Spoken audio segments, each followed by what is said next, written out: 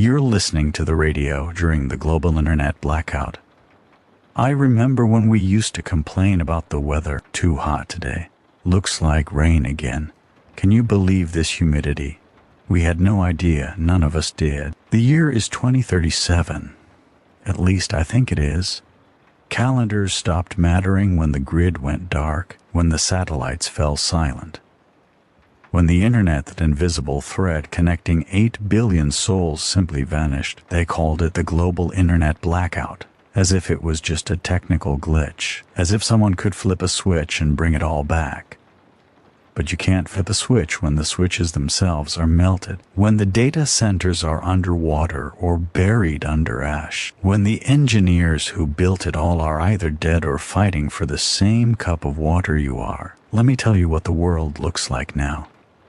I broadcast from what used to be Kansas City, the heart of America they called it, the crossroads of a nation, a place where rivers met, where trains converged, where millions lived and worked and dreamed. Now, it's a graveyard of rust and regret. The Missouri River, that great artery that once carried barges loaded with grain and commerce, hasn't seen water in 3 years. I walked its bed last month. Walked right down the center of it like some kind of prophet without a message. The earth was cracked so deep you could lose your arm in the fissures. Fish bones bleached white by a sun that never stops burning. The skeletons of boats tilted on their sides. Their hulls split open like ribcages. I found a child's shoe near what used to be the riverbank. Pink, size 4. The Velcro still worked. I don't know why that broke me more than everything else. I need you to understand that. Those of you listening wherever you are, if you remember blue skies, hold on to that memory. Guard it like the last drop of water in your canteen. Because the children born after the collapse, they'll never know what we lost.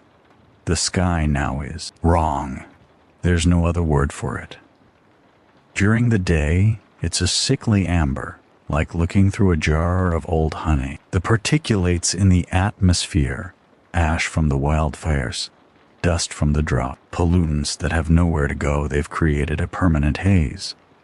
Scientists used to have a term for it, global dimming, but that sounds too gentle, too clinical. This isn't dimming, this is suffocation.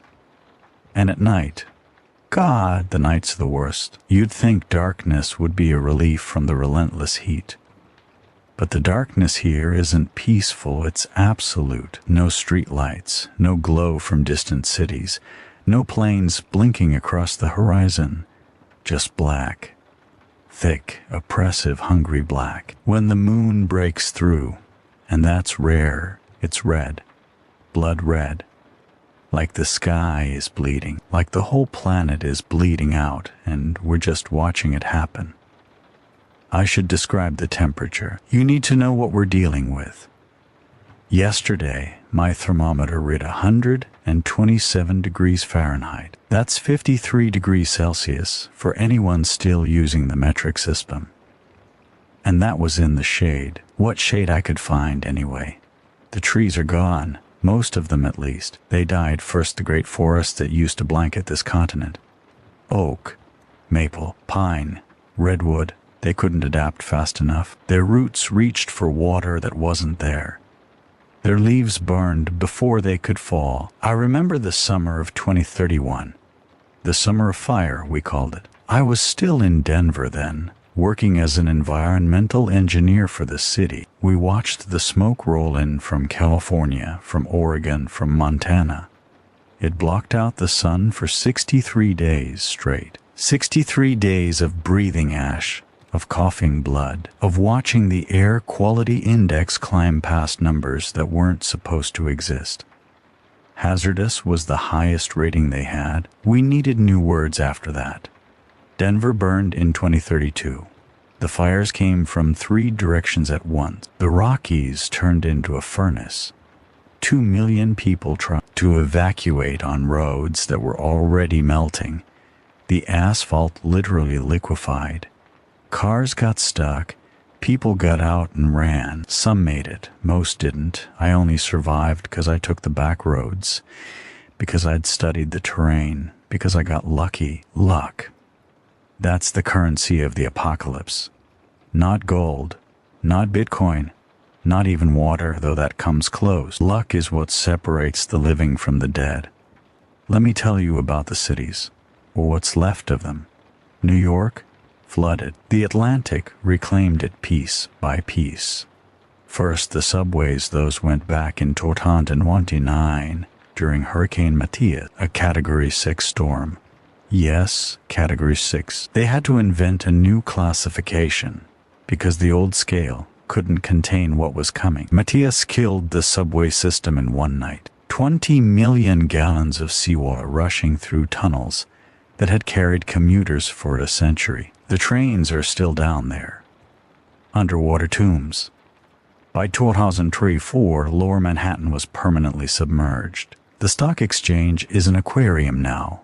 Wall Street is a reef. The Statue of Liberty stands in water up to her waist, her torch still raised, still promising freedom to people who can no longer reach her. The last broadcast I received from New York came 18 months ago.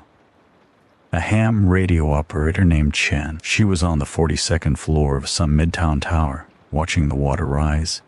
She described it so calmly, so precisely. The way the waves lapped against the building, the way the reflections danced on her ceiling.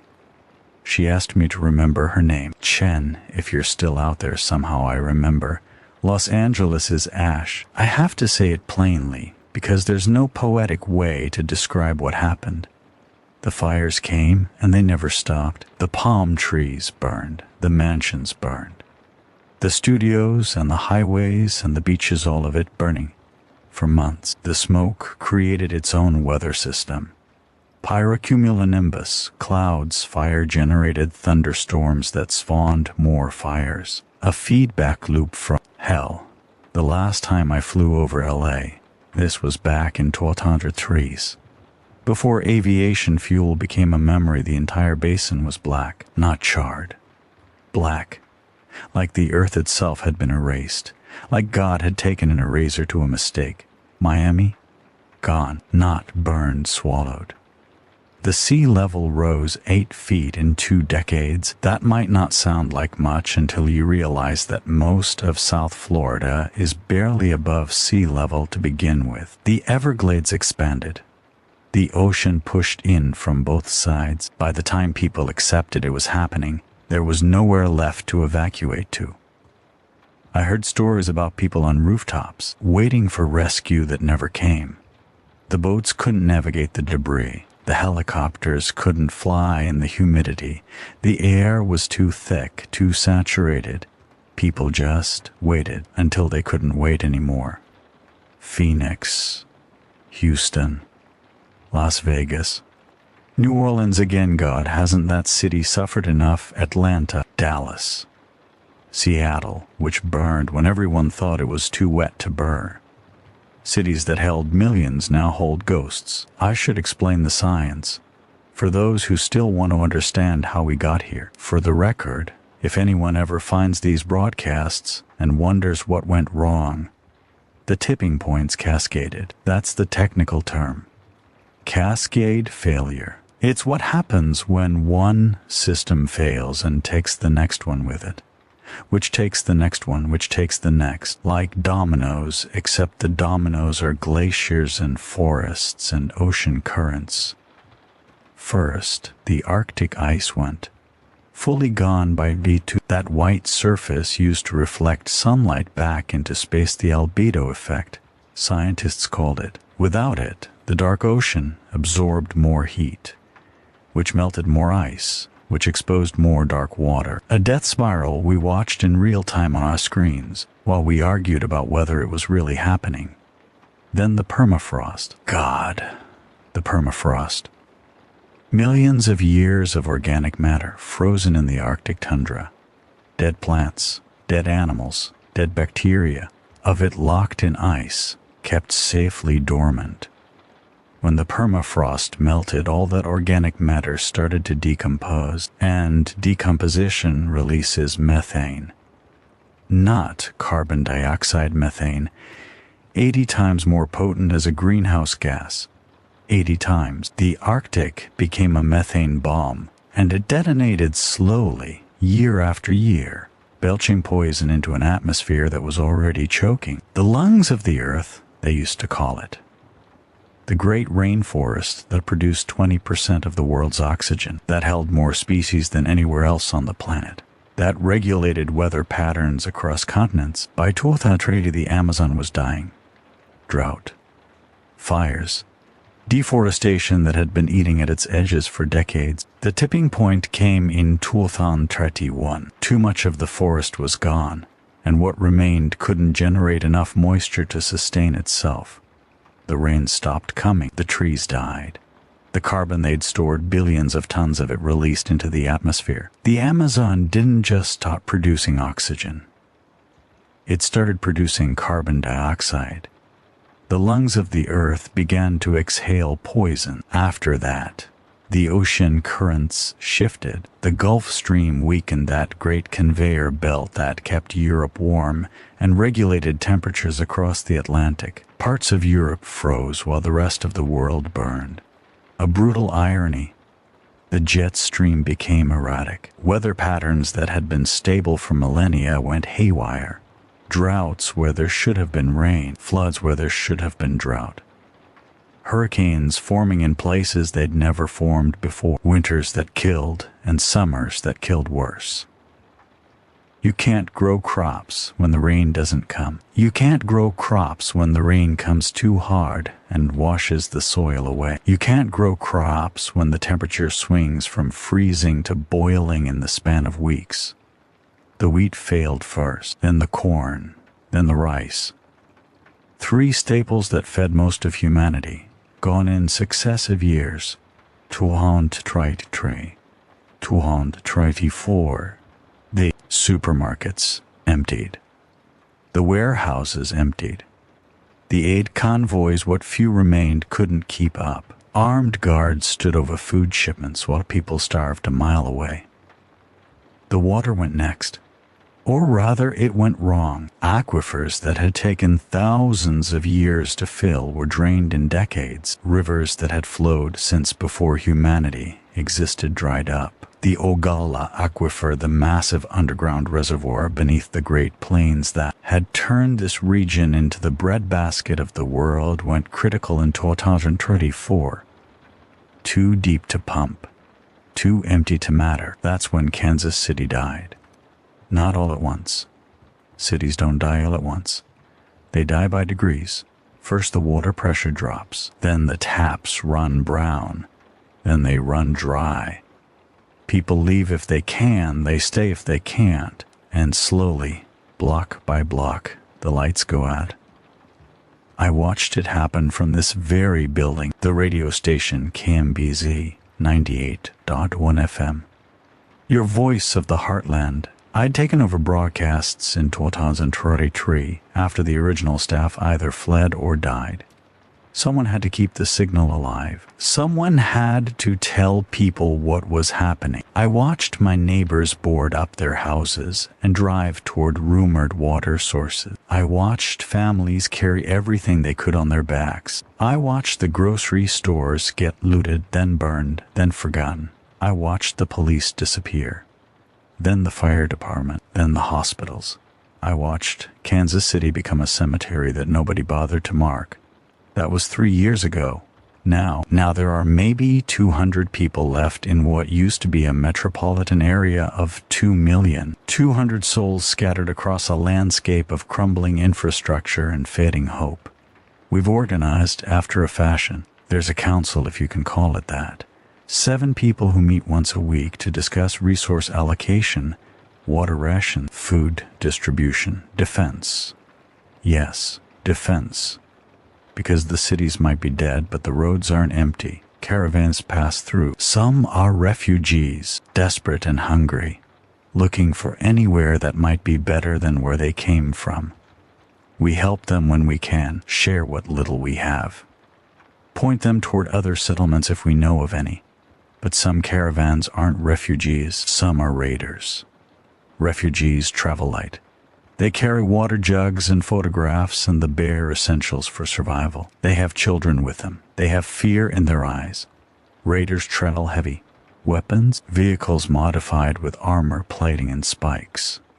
They have hunger in their eyes, but not the kind of hunger that food can satisfy. We lost 11 people in a raid last winter. They came at night, during a dust storm, when visibility was 0 and the wind swallowed every sound. They took what water we'd stored. They took what food we'd grown. They took 3 women. We never saw those women again. We've fortified since then. Built walls from the ruins of office buildings. Posted watchers in shifts, rigged alarms from car batteries and motion sensors. We do what we can, but every fortification reminds me of what we've become, not survivors, prisoners. Prisoners of our own fear, of our own species, of our own failure.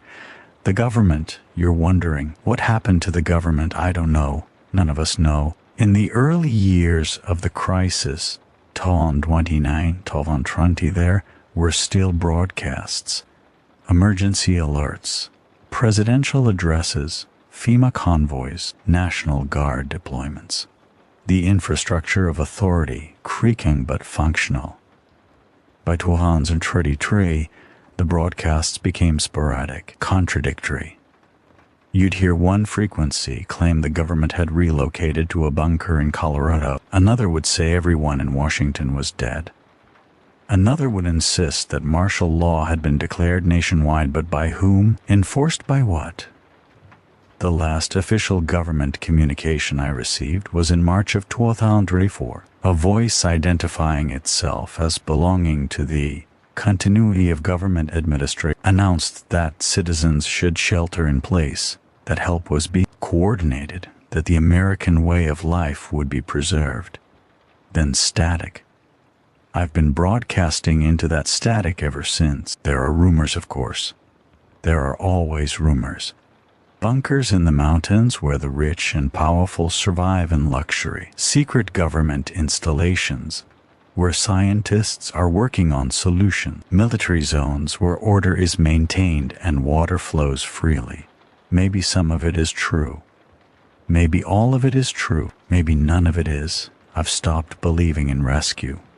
Rescue implies someone is coming, someone with power, someone with resources, someone who knows we're here and cares enough to help. Nobody is coming. That's the first lesson of the apocalypse. Nobody is coming to save you. There are no cavalry horns on the horizon. There is no Deus ex machina. There is only you and whatever you can build and whoever you can trust. I want you to understand what this world looks like. Not just the facts, but the feeling. Imagine waking up every morning, unsure if today is the day you run out of water. Imagine counting drops like they're diamonds. Imagine the taste of recycled moisture, your own sweat, your own urine, filtered through systems that weren't designed to last this long. Imagine walking past buildings you once entered freely, restaurants, stores, library, now hollow shells with broken windows and graffiti that no one remembers writing. Imagine the silence. That's what I can't convey properly, the silence. Before, the world was loud. Cars, airplanes, music, conversations, televisions, phones, a constant hum of human activity so pervasive we stopped noticing it. Now, the wind, the creak of metal, the occasional bird. There are still some birds, the hardy ones, the adaptable ones. And that's it. Sometimes I stand on the roof of this building and listen for something, anything. That sounds like civilization. Traffic, machinery, a crowd of people, just human noise. All I hear is the ghost of what we used to be. I drove past the Nelson Atkins Museum last month, that beautiful building with the shuttlecocks on the lawn, you remember. If you ever visited Kansas City, one of the finest art collections in the Midwest, the shuttlecocks are gone, probably scavenged for parts. The building itself is a skeleton. The roof collapsed in the fires of 2024. The Art Renoirs, Rembrandts, ancient Egyptian artifacts, indigenous works from cultures that deserved better than what we did to them, all of it destroyed. I stood in what used to be the entrance hall, ash up to my ankles. Fragments of frames and canvas scattered like confetti. I found part of a hand-painted, not real, delicate brushstrokes. Centuries of craft, now just trash in a tomb. Union Station still stands, sort of. The clock tower is frozen at 4:47, though I couldn't tell you if that's AM or PM. What day, what year? The grand hall where travelers once bustled beneath that magnificent ceiling is now a shelter for whoever needs it. We've set up pallets and rationing stations. It's become a waypoint for the displaced. Sometimes, in certain lights, you can almost imagine it as it was. Polished floors, purposeful footsteps, arrivals and departures, the promise of somewhere else to go. But then the light shifts, and you see the cracks, the dust, the emptiness, the departures with no arrivals. This is the world now. This is what we made. And if you're listening wherever you are, however you're surviving, you're part of it. The wreckage, the aftermath, the desperate, stubborn refusal to die. Tomorrow, I'll tell you about myself. Who I am, why I'm here, what I've lost, and what I'm still searching for. For now, I just wanted you to see, to understand, to remember. This is Miles Harrington, broadcasting from the ruins of Kansas City, on whatever frequency still carries my voice. The sun is setting. The sky is burning orange, redder at the edges. Another day survived. Another night to endure. Stay close to your radios. Stay close to each other. And whatever you do, don't give up. Not yet. It's strange, isn't it? Talking into a microphone, not knowing if anyone is listening, not knowing if these words are reaching a single soul or simply dissolving into the atmosphere like everything else. But I've been doing this for 3 years now. 3 years of talking to the void, and in that time, I've learned something important. The void talks back, not literally, not in words, but in the way the silence feels different some nights. Heavier, more expectant, like the darkness itself is leaning in, waiting to hear what I'll say next. And on those nights, I believe I have to believe that someone out there is leaning in too. So let me tell you who I am, who I was, and how I became this voice in the static. My name is Miles Harrington. I was born in 1989, which makes me 48 years old, or 47. Like I said, calendars stopped mattering. My body feels older. My bones creak when I stand. My lungs burn from years of breathing ash and dust. The gray in my beard has conquered the brown, and my hands shake sometimes when I'm not paying attention. But my mind is still sharp. That's something. That's the one thing this world hasn't managed to take from me yet. I grew up in a suburb of St. Louis, a quiet place with oak-lined streets and houses that looked identical if you weren't paying attention. My father worked for an insurance company. My mother taught 2nd grade. I had a younger sister named Emma who wanted to be a veterinarian because she loved animals more than she loved people. A normal American childhood. Little league. Summer camps. Family vacations to the Lake of the Ozarks, birthday parties with too much cake and not enough supervision.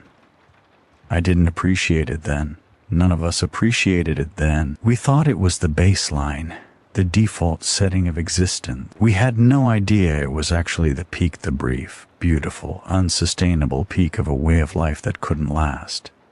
I was smart. That was the one thing everyone agreed on. Teachers, parents, report cards.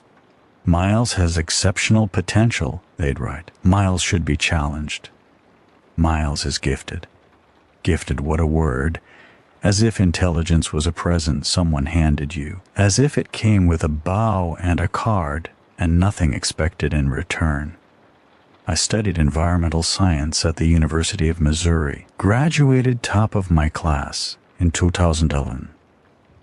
Went on to get a master's degree at MIT, then a PhD in climate systems. By the time I was 30, I was one of the leading researchers in my field. I published papers on atmospheric carbon capture. I consulted for government agencies. I gave TED Talks about sustainable urban development. I was going to save the world. That was the plan, anyway. That was the story I told myself as I stared at datasets and ran simulations and watched the projections get worse year after year. I was going to be the one who figured it out, the one who found the solution, the one who made the difference. Arrogance, that's what that was. Pure, blinding arrogance. Because the truth is, the world didn't need saving. The world was fine. The world had survived ice ages and meteor strikes and mass extinctions. The world would shrug off humanity like a dog shaking off water and keep spinning for billions of years after we were gone. What needed saving was us. And we weren't interested in being saved. I took a job in Denver in 2020, lead environmental engineer for the city's climate adaptation program, a fancy title for a simple mandate: prepare the city for what's coming. We built flood barriers, retrofitted buildings for heat resistance, designed water recycling systems, planted drought-resistant vegetation, implemented early warning systems for wildfires. All of it too little. All of it too late. But we tried. God, we tried. I remember presenting to the city council in 2005. I had charts, projections, peer-reviewed data. I explained, as calmly as I could, that we were past the point of prevention. That mitigation was our only option now, that we needed to invest heavily in adaptation or face consequences we couldn't imagine. They nodded politely. They asked questions about budget allocations. They thanked me for my time, and then they approved a new stadium instead. I'm not bitter about it, not anymore. Bitterness requires energy, and I have so little left. But I remember that moment as the first time I truly understood. We weren't going to make it. Not because we couldn't, but because we wouldn't. Because the systems we'd built were incapable of responding to threats that moved slowly. Because quarterly earnings and election cycles and human psychology itself were all optimized for the immediate, the tangible, the now. Climate change wasn't a monster crashing through the door. It was a slow seep, a gradual rot, and our brains, our poor, primitive, savanna-evolved brains couldn't process danger that wasn't in our faces. So we ignored it until we couldn't anymore. But I'm getting ahead of myself. You want to know about me, about the man behind the microphone, about what I lost. I lost everything. That's the simple answer, the complete answer. Everything I had, everything I loved, everything I was all of it gone. Now, scattered in the wind like the ash that covers this dying land. But let me be specific. Let me give you the inventory of my grief. Her name was Sarah.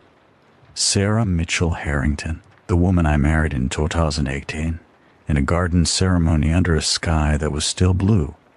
She wore white. I wore a suit that didn't fit quite right because I'd gained stress weight during my dissertation and hadn't bothered to get it tailored. Her father cried during his toast. Her mother danced with me to a song I can't remember anymore. She was a pediatric nurse, spent her days with sick children, doing everything she could to make them better. And when she couldn't make them better, she held their hands and told them stories until they fell asleep. She came home exhausted most nights, smelling like antiseptic and sadness. And I would make her tea and rub her shoulders and listen to her talk about cases she couldn't share but shared anyway because she needed to. She had this laugh. I'm trying to describe it and failing. It wasn't musical or delicate or any of the ways you're supposed to describe a woman's laugh. It was more like a bark, sudden and uncontrolled. Like joy was a sneeze and she couldn't hold it in. She laughed at terrible puns. She laughed at cats falling off tables in videos we watched together on the couch. She laughed at me when I got too serious, too wrapped up in my data and my projections and my doomsaying. "Miles," she would say, still laughing, "the world isn't going to end tomorrow. Come to bed." She was right, of course. The world didn't end tomorrow. It ended slowly, day by day, degree by degree, and she was there for most of it. We had a son, Jacob, born in 2023, in a hospital that had reliable electricity and clean water and all the other things we took for granted. 7 pounds 8 ounces, a full head of dark hair that he'd inherited from Sarah's side. My mother said he had my eyes, that particular shade of gray-blue that looked different in every light. I held him in the delivery room and I wept. Not because I was sad, because I was terrified, because I knew what was coming, because I'd spent my career studying the data and running the models. I knew exactly what kind of world we were bringing this child into. But I also loved him. Immediately, absolutely. That profound, cellular love that parenthood induces whether you're ready for it or not. I looked at his face, wrinkled and red and utterly helpless, and I thought, I will protect you. I will do whatever it takes. Promises. We make so many promises to our children, and we break them all. Jacob was 8 years old when Denver burned. 8 years old and already too old for his age. He'd grown up on news reports of disasters and shortages and conflicts over resources. He'd practiced fire drills at school that weren't drills. He'd asked me once why the sky was gray, and I tried to explain atmospheric particulates in terms a child could understand, and he just nodded and said, "So it's not going to get better." He wasn't asking. He knew. Kids adapt. That's what people say. Kids are resilient.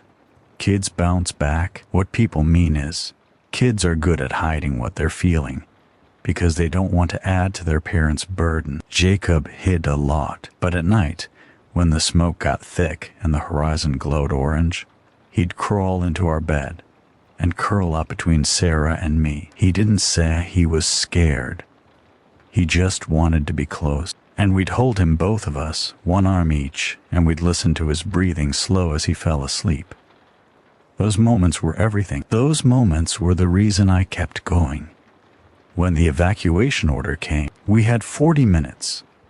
40 minutes to pack a lifetime. 40 minutes to choose what mattered and what could be left behind. Sarah grabbed the photo albums.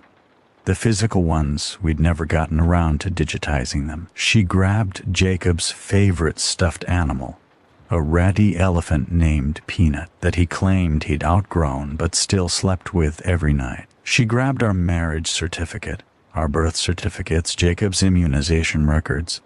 I grabbed water, food, the emergency go bag I'd prepared 2 years earlier when I first started taking survival seriously.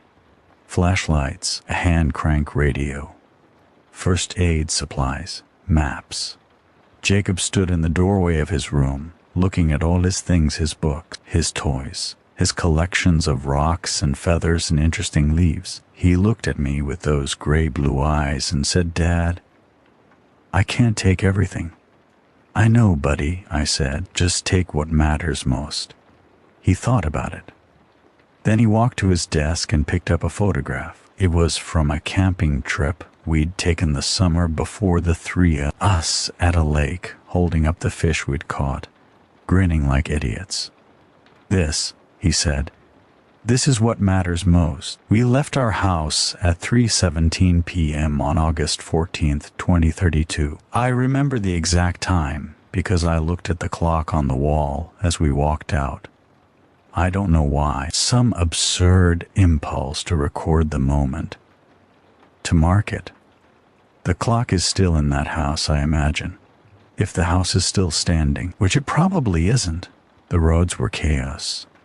Absolute chaos. Every highway, every surface street, every back road jammed with people trying to escape.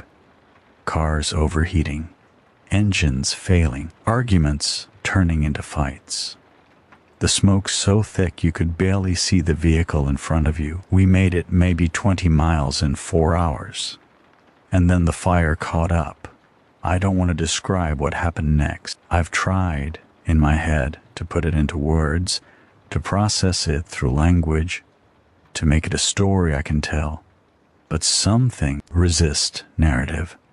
Some things are too large, too heavy, too sharp to fit into sentences. What I can tell you is this: Sarah and Jacob didn't make it. The fire moved faster than anyone expected. A phenomenon called a firestorm. Winds generated by the blaze itself create a self-sustaining vortex of flame that traveled at speeds no human can outrun. It jumped roads. It consumed vehicles. It turned the evacuation into a cremation. I survived because I wasn't in the car. I'd gotten out to check on something, a noise from the engine, a smell of overheating. I was standing 30 feet away when the firewall hit. The heat knocked me off my feet. The oxygen vanished from my lungs. I crawled. I remember crawling into a drainage ditch that had just enough water in it to keep me from burning alive. When I emerged, hours later, the world was ash, and my family was gone. I won't tell you I wanted to die. That's too simple, too clean. What I wanted was to go back, to undo, to wake up from the nightmare and find Sarah sleeping beside me and Jacob in the next room, and the sky outside still blue. But time only moves in one direction. And the dead don't come back, and wishing is just another word for suffering. I walked for 3 days after Denver, walked east, away from the burning. I didn't eat. I barely drank. I moved because movement was the only thing that kept me from collapsing into a heap and never getting up. I ended up in Kansas City by accident. It was on my route, or what was left of routes. The interstates cracked, and the GPS satellites long since silent. I found this radio station because the building was intact, and the door was unlocked, and I needed somewhere to stop. I found the generator in the basement, found the broadcast equipment still functional, found a microphone and a frequency and an infinite silence waiting to be filled. And I started talking. Why? I've asked myself that question 1,000 times. Why keep broadcasting? Why keep talking to a void that might be empty? Why spend hours every day at this microphone when I could be using that energy to find food, find water, find other survivors? The answer is complicated, or maybe it's simple. I broadcast because it's the only thing that makes sense anymore. Because in a world that's lost everything, electricity, internet, government, community, the human voice is the one technology that still works. A voice into a microphone, transmitted through the air, received by anyone with a working radio. No infrastructure required, no algorithms, no passwords or subscriptions. Just one person talking to another across the darkness. And because Sarah would have wanted me to, she was always the one who believed in connection, in community, in the fundamental goodness of people helping people. She'd be out there right now. I know she would organizing survivors, caring for the sick, building something new from the rubble. She's not here. So I do what I can in her memory. I talk.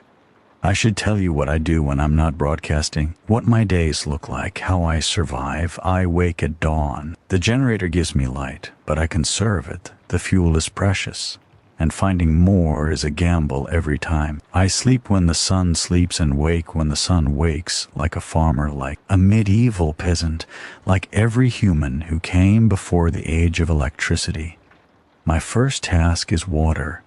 Always water. I have a collection system on the roof tarps and tubes and barrels to catch any moisture the atmosphere deigns to provide. Most mornings, there's nothing.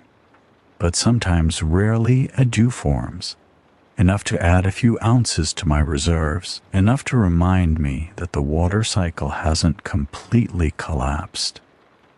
I also have a recycler, built it myself from components scavenged from various buildings. It processes wastewater, extracts what's usable, discards what's not. Drinking your own urine isn't as bad as you'd think. The recycler filters out most of the taste. What's left is just water, not delicious, not clean, but wet. And wet is life. Food is harder. I have canned goods stockpiled over years of careful scavenging. Beans, corn, soup, fruit and syrup. Enough to last months maybe if I ration carefully, but cans run out, and the expiration dates on most of them have long since passed. I've tried growing things. There's a small plot behind the building where I've managed to cultivate some vegetables. Potatoes, mostly they're hardy, some radishes. An attempt at tomatoes that never quite worked. The soil is poor. The water is scarce. The pests are relentless. But it's something. A small defiance against starvation. I hunt sometimes. When I can spare the ammunition, there's game out there. Rabbits, mostly. And some rodents that have adapted to the new world. Insects, too, though I haven't gotten hungry enough to eat those yet. The wildlife that survived the die-offs has learned to be wary. They're smaller than their ancestors, leaner, faster. Evolution in real time. I have a rifle. A bolt-action .22 that belonged to my father. He gave it to me when I turned 18, taught me to shoot on weekends at a range outside St. Louis. I never thought I'd use it for survival. I thought it would sit in a safe, a relic of a hobby I never pursued. Now it's one of my most valuable possessions.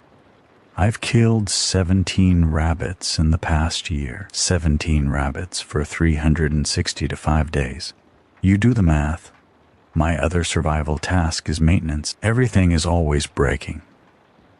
The generator needs oil, needs adjustments, needs parts I don't have and can't find. The broadcast equipment requires constant calibration. The building itself is falling apart, leaks in the roof, cracks in the walls, windows that let in dust and pests. I've become a passable electrician, a mediocre plumber, a reluctant carpenter. Skills I never learned, never wanted to learn, forced upon me by circumstance.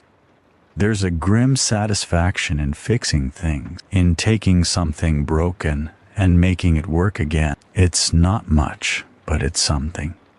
A small victory in a war I'm losing, and then there are the broadcasts. Every evening, as the sun begins its descent, I sit at this microphone and I talk. I talk about what I've seen, what I know, what I hope. I share information, weather patterns, safe routes, rumors of resources. I tell stories from the old world, trying to keep memory alive. I don't know who's listening. I don't know if anyone's listening, but every night I imagine someone out there, huddled by a small radio, straining to hear my voice through the static. Someone who needs to know they're not alone. Someone who needs a reason to keep going until tomorrow. I broadcast for them. And maybe I broadcast for myself, because as long as I'm talking, as long as someone might be listening, I still matter. My existence has purpose. My survival means something. Take that away, and what's left? Just a man waiting to die. I should tell you what keeps me going. What I hold on to when the despair gets thick. It's not hope, exactly. Hope is too fragile a word for what I feel. Hope implies expectation that things will get better, that rescue will come, that the world will heal. I don't expect any of those things. What I have is more stubborn than hope. More primal. It's the raw animal refusal to give up. The same instinct that makes a wounded creature drag itself to shelter. The same drive that's kept humanity going through ice ages and plagues and centuries of war. We're not ready to die, even when dying would be easier. Even when the suffering seems endless. Some spark in us insists on continuing. I hold on to that spark. And I hold on to memory. Sarah's laugh. Jacob's eyes. The smell of rain on summer pavement. The taste of a cold beer after a long day. The feeling of clean sheets. The sound of music played too loud. The weight of a book in my hands. The color blue, true blue, sky blue, the blue I haven't seen in years. These things existed. They were real, and they mattered. If I survived long enough to tell someone about them, to keep them alive through story, then maybe the destruction isn't complete. Maybe something of what we were will persist. That's what I'm fighting for. Not survival. Legacy. I think about my parents sometimes. My sister. My friends from college. My colleagues in Denver. I don't know what happened to any of them. My parents were in St. Louis when the floods came in 2029. The Mississippi rose 20 feet in a single night. A convergence of hurricane and atmospheric rivers and saturated ground that couldn't absorb another drop. St. Louis is built on a floodplain, always has been. But the levees that protected it had held for a century. They didn't hold that night. The last communication I had from my mother was a text message sent just before the cell towers went down. It said, "We're on the roof. I love you. Tell Emma we love her." That was it. Emma, my sister, was in Oregon at the time, working at a wildlife rescue center. I like to imagine she made it to the mountains when the fires came, that she's somewhere in the wilderness, caring for whatever animals survived, living off the land. I like to imagine a lot of things. The imagination is kind when reality isn't. I'm crying now. I should tell you that. I try to stay composed for these broadcasts. Try to maintain some professionalism, some detachment. But sometimes the grief comes anyway. It doesn't get better, by the way. Whoever told you that time heals all wounds was lying, or lucky, or never lost everything. The pain doesn't diminish, you just grow around it. It becomes a permanent part of your architecture load-bearing. Like a beam you build your life around because you can't remove it. I think of Sarah every day. Multiple times a day. I think of Jacob. I think of the future we should have had. And then I wipe my eyes, take a breath, and keep going. Because that's all there is. Keep going. The sun is lower now. The amber light is deepening to orange, to red, to that bloody hue that marks the end of another day. Tomorrow, I'll tell you about the crisis we're facing, the water situation. The challenges that are making survival harder every week. The decisions we might have to make. But for now, I want you to know me, to understand who's behind this voice. I'm Miles Harrington. I'm an engineer who couldn't engineer our way out of this. I'm a husband without a wife, a father without a son. I'm 48 years old, and I've seen more death in the past 5 years than I could have imagined in 50. But I'm still here, and so I hope. Are you? This is KMBZ 98.1 FM, broadcasting from Kansas City, or what's left of it. Stay close. Stay alive. We'll talk again tomorrow. The static rises, the voice fades, but something lingers, a presence, a connection, a thin thread stretched across the darkness. And somewhere out there, someone is listening. I need to talk to you about water, not in the abstract way I've talked about it before. The rivers drying up, the aquifers depleting, the general catastrophe of a world without moisture. That's history. That's context. What I need to talk about now is immediate, specific, life or death. We're running out. I've been tracking our reserves for 3 years now, keeping meticulous records in a notebook I found in a desk drawer during my first week here. Every drop that comes in, every drop that goes out, every calculation and projection and desperate revision, I know exactly how much water we have. I know exactly how fast we're consuming it. I know exactly how long we can last at current rates. 23 days. That's it. 23 days until the storage tanks are empty. Until the collection systems can no longer keep pace with consumption. Until 200 people in Kansas City start dying of thirst. 23 days. Let me explain how we got here. For the first 2 years after the collapse, we managed. The city's infrastructure was damaged but not destroyed. There were still reservoirs, still emergency supplies, still occasional rainfall, sporadic, unpredictable but real. enough to survive on. We rationed carefully. 2 liters per person per day. That's the minimum the human body needs to function. And I mean function, not thrive. 2 liters keeps your organs working, your blood flowing, your brain active enough to make decisions. It doesn't account for cooking, for cleaning, for the 1,000 small uses we never thought about when water flowed freely from taps. But 2 liters was what we had. So 2 liters was what we took. We collected rainwater when it came. We filtered water from sources that would have been unthinkable before puddle, runoff, the brackish pools that formed in basements and low-lying areas.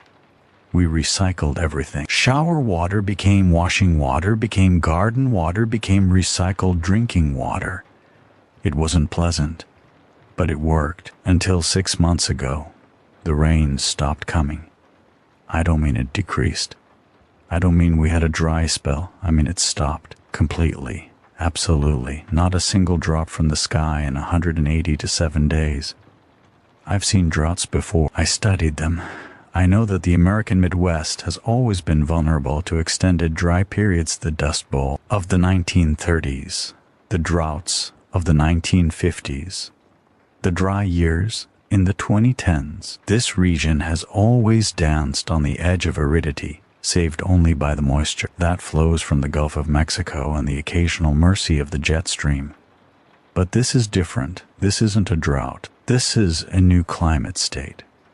The atmospheric patterns that used to bring rain to this region have shifted permanently. The jet stream has moved north, carrying moisture to places that don't need it while leaving us to bake. The Gulf of Mexico warmer than ever, churning with hurricanes that never come this far inland, might as well be on another planet. The sky has forgotten how to weep.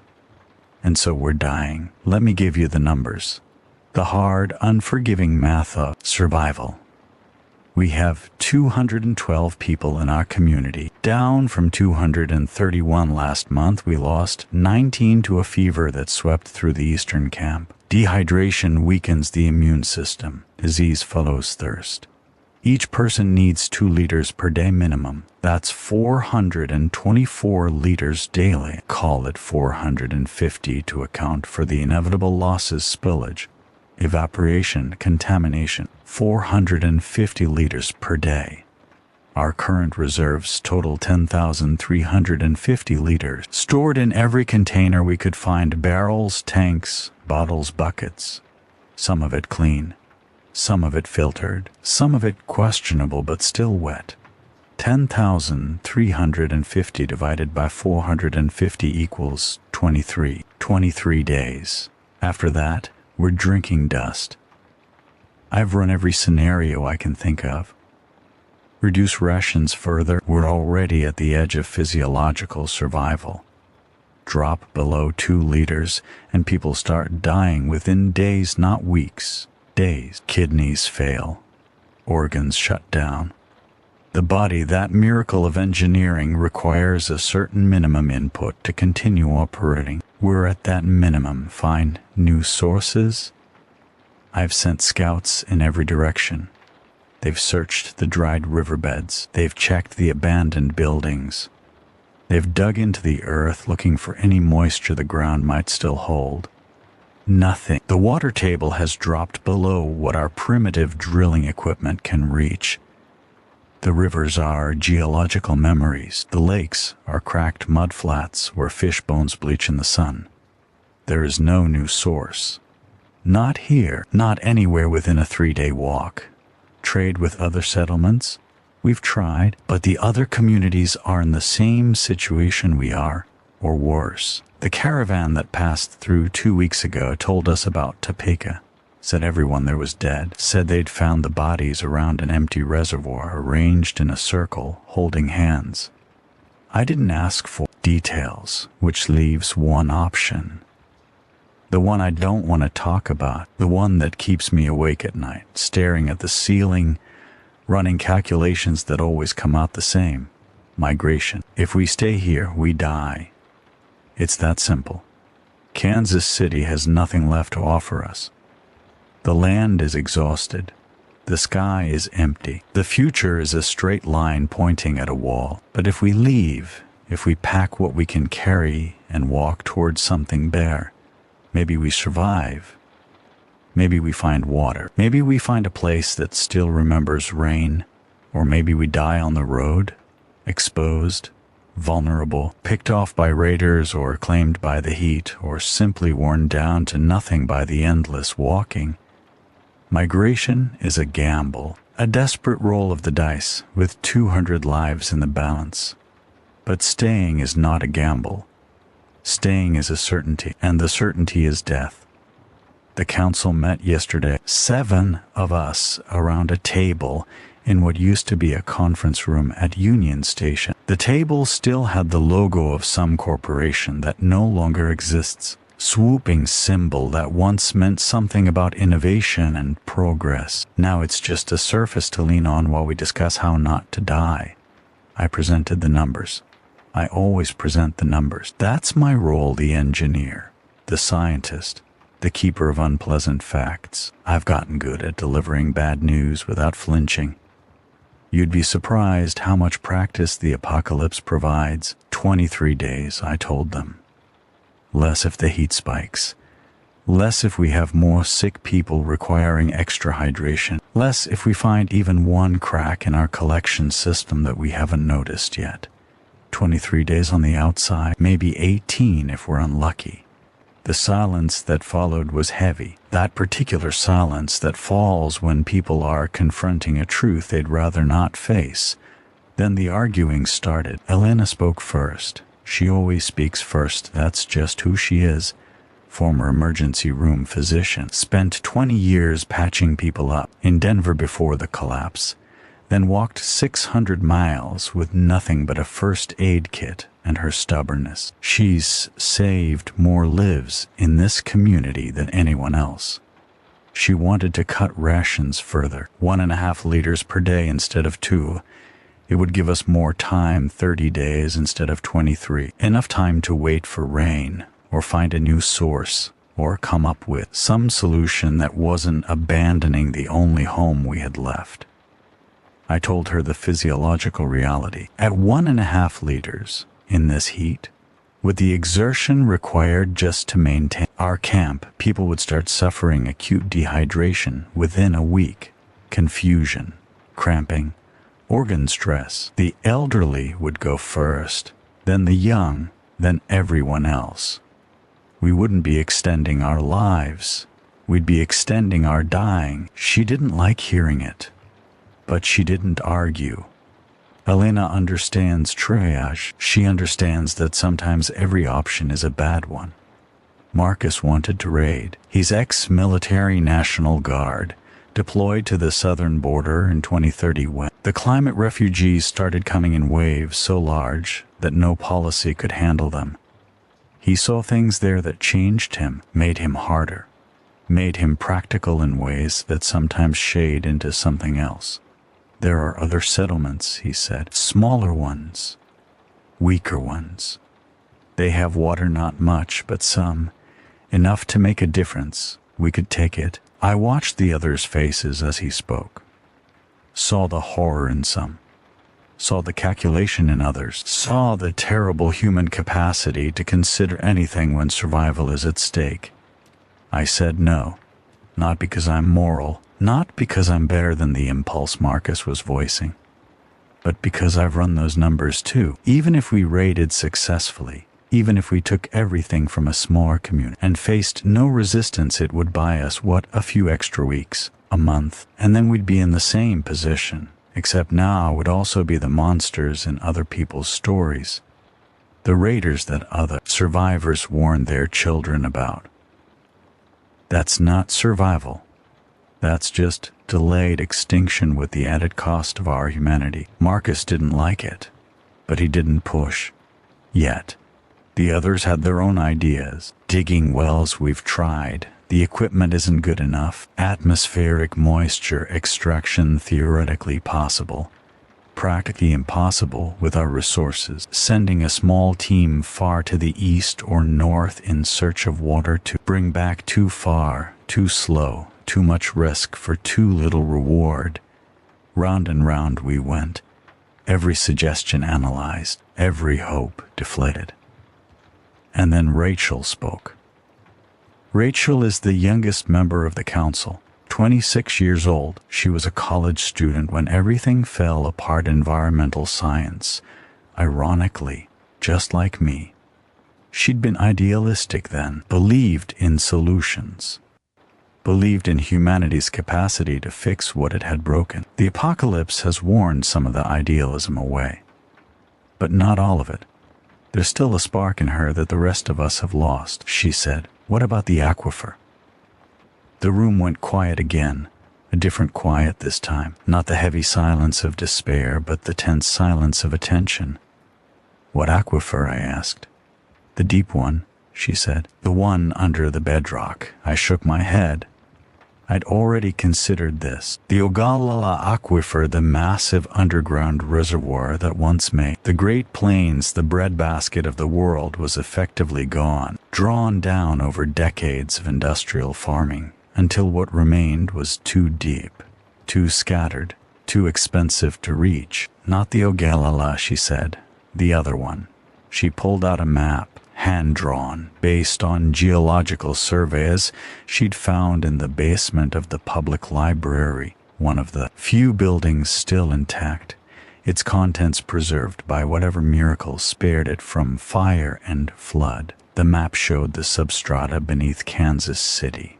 Layers of rock and sediment, some porous, some solid, and there, beneath everything else, a formation I'd forgotten about.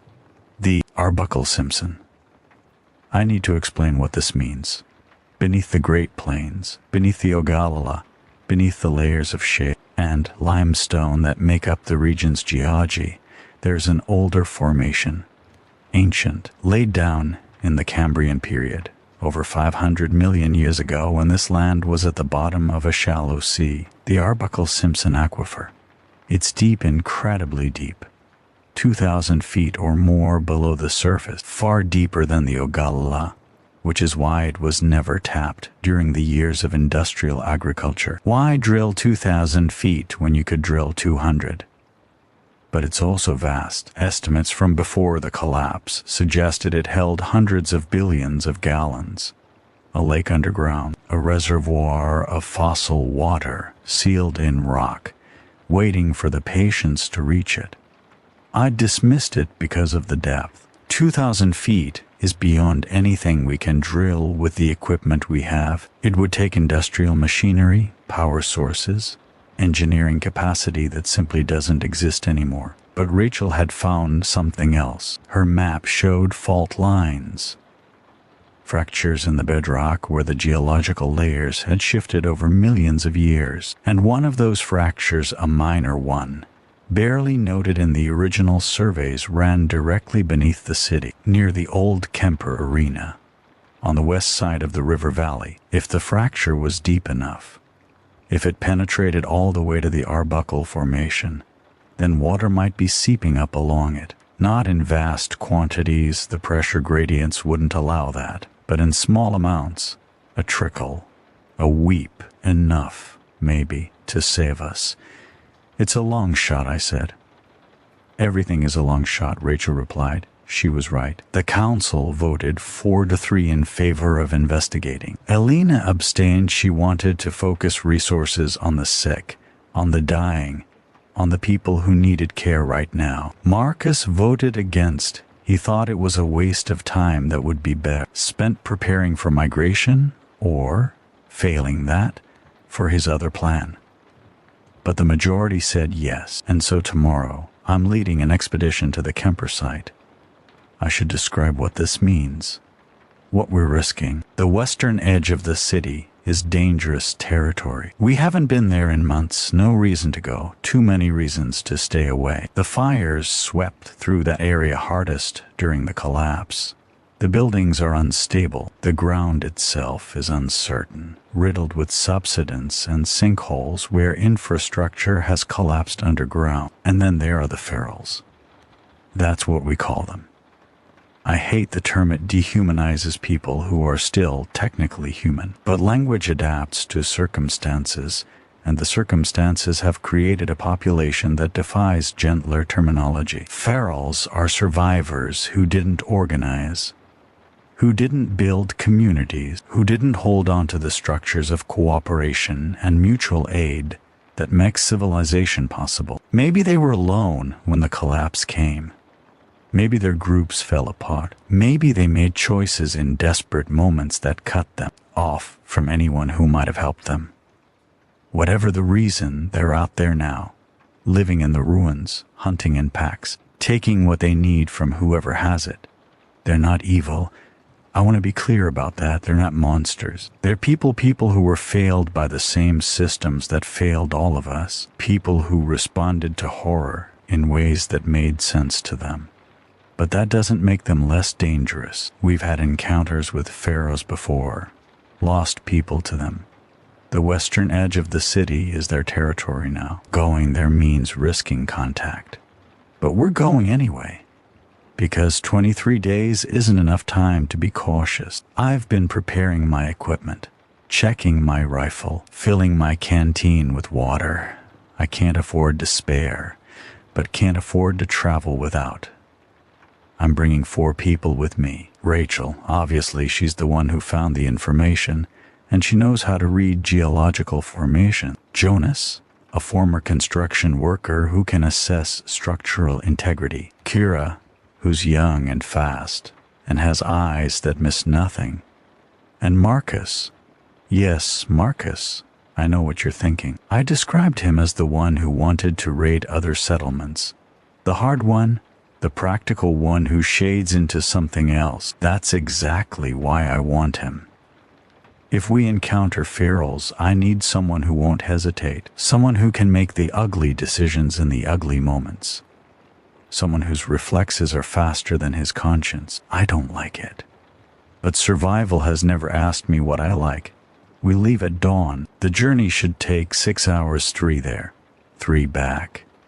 We're traveling light, no unnecessary equipment, no sentimental cargo, just what we need to assess the site and return. If we find something, if there's even a hint of water along that fault line, we'll mark the location and come back with tools, drilling equipment scavenged from construction sites, pumps salvaged from abandoned farms. Whatever we can find we'll use. And if we don't find anything, then we come back with nothing, and the clock keeps ticking, and in 22 days we start making decisions that I don't want it to think about. Migration, raiding, dying in place, pick your poison. I'm scared. I should admit that. I spend so much time on these broadcasts, trying to sound strong, sound capable, sound like someone who has answers. But I'm scared, not of the ferals, not of the journey, not even of dying. I've made peace with that possibility a long time ago. I'm scared of hope. That's the cruelest part of all this. When you have nothing, when you've accepted that the future is a wall, there's a kind of peace in it. A terrible peace, but peace nonetheless. You stop struggling. You stop expecting. You just exist, moment to moment, until there are no more moments left. But hope, even a shred of it, demands something from you. It demands that you try, that you care, that you invest yourself in an outcome that might not come. And if you try, if you care, if you invest, and then you fail the pain off, that failure is so much worse than the pain of having never hoped at all. Rachel looked at me today with those young eyes, bright with the possibility she'd uncovered, the aquifer, the fault line, the chance. And I felt hope kindle in me, against my will, against my better judgment. I'm scared of what happens if that hope dies, but I'm going anyway. Because Sarah would have gone, because Jacob would have wanted me to try, because 200 people are counting on me to find something, anything that gives them more time. 23 days. Tomorrow, maybe we find water.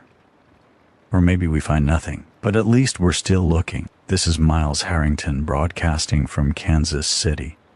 Tomorrow I'll be off the air. For the first time in 3 years, this frequency will go silent. Jonas will monitor the equipment, keep the generator running, Make sure someone's here if any of you try to reach us. But I won't be at the microphone. I'll be out there, in the ruins, looking for a miracle. Wish me luck. I don't believe in luck, not really, but I believe in hope. Even when it scares me, especially when it scares me. Stay close to your radios. Stay close to each other. And whatever happens, keep listening. I'll be back. I promise. I'm back. God, I'm back. I need to tell you what happened, all of it, while it's still fresh. While I can still remember the details. Before I forget what hope feels like. We left at dawn, just as I said we would. The five of us, me, Rachel, Jonas, Kira, and Marcus, gathered at the eastern gate of our compound as the sky began its daily transformation from black to blood red. We checked our equipment one last time. Water canteens, weapons. The geological maps Rachel had copied by hand. First aid supplies, communication flares in case we got separated. Alina was there to see us off. She didn't say much, that's not her way, but she pressed a small object into my hand as I passed. A photograph, worn soft at the edges. Her daughter, I think. The one she never talks about. The one who didn't make it out of Denver. For luck, she said. I don't believe in luck. I took it anyway. The first hour was easy, relatively speaking. We moved through the parts of the city I know well, the central district where our community has carved out its existence, the streets we've cleared of debris, the buildings we've reinforced and repurposed, the territory we patrol and protect. It's strange how quickly you adapt to ruin. 3 years ago, the sight of these shattered storefronts and crumbling facades would have filled me with grief. Now they're just home. The broken windows are landmarks. The collapsed rooftops are navigation points. The graffiti-scrawled messages from the early days, when people still thought someone might come to read them, has faded into background noise. Help us. God is dead. Water this way, an arrow pointing nowhere. The end is the beginning. I've stopped reading them. I've stopped seeing them. They're just texture now. The wallpaper of extinction. We crossed the dead zone around 9 in the morning. That's what we call the area between our territory and the western reaches, a no man's land of collapsed infrastructure and toxic soil. The fires burned hottest here during the collapse. Some kind of industrial accelerant in the old factories, Rachel thinks. The ground is still poisoned. Nothing grows. Even the insects avoid it. You can feel the death when you walk through. It's not just visual, the absence of life, the gray-black earth, the skeletal remains of trees that look like they're screaming. It's something deeper, something in your bones. Your body knows it doesn't belong here. Your cells rebel against the wrongness of a place where nothing survives. We moved quickly, covered our faces with cloth to filter out the particles, didn't speak, partly to conserve energy, partly because words felt obscene in that silence. Kira led the way. She's the best scout we have. 22 years old, slight as a whisper, with eyes that catch everything. Before the collapse, she was training to be an Olympic archer.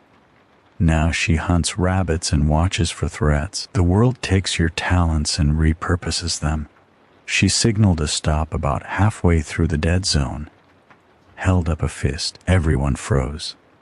Tracks, she said, pointing at the ground. I moved forward to look.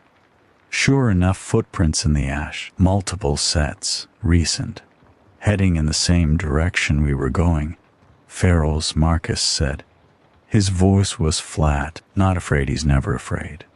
Just assessing. Or other survivors? Rachel countered. We're not the only ones looking for water. Either way, Marcus said, his hand moving to the rifle on his back. We should be ready. We found the first body an hour later. Male, middle-aged.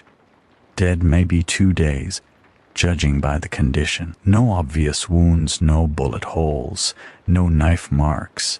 No signs of violence, just a man lying in the street, curled into himself, hands clutched around an empty water bottle. Dehydration. I've seen it before. Too many times, the body just stops. The organs fail in sequence. The brain shuts down last, which means you're aware of it happening, aware of the darkness creeping in from the edges, aware that each breath might be your last. He died alone, clutching an empty bottle, looking for water that wasn't there. Rachel wanted to bury him, give him some dignity, but we didn't have the time or the tools, and the ground was too hard anyway. So we moved on. I thought about his face for the next mile, wondered who he was, where he came from, who was waiting for him somewhere, not knowing he'd never arrive.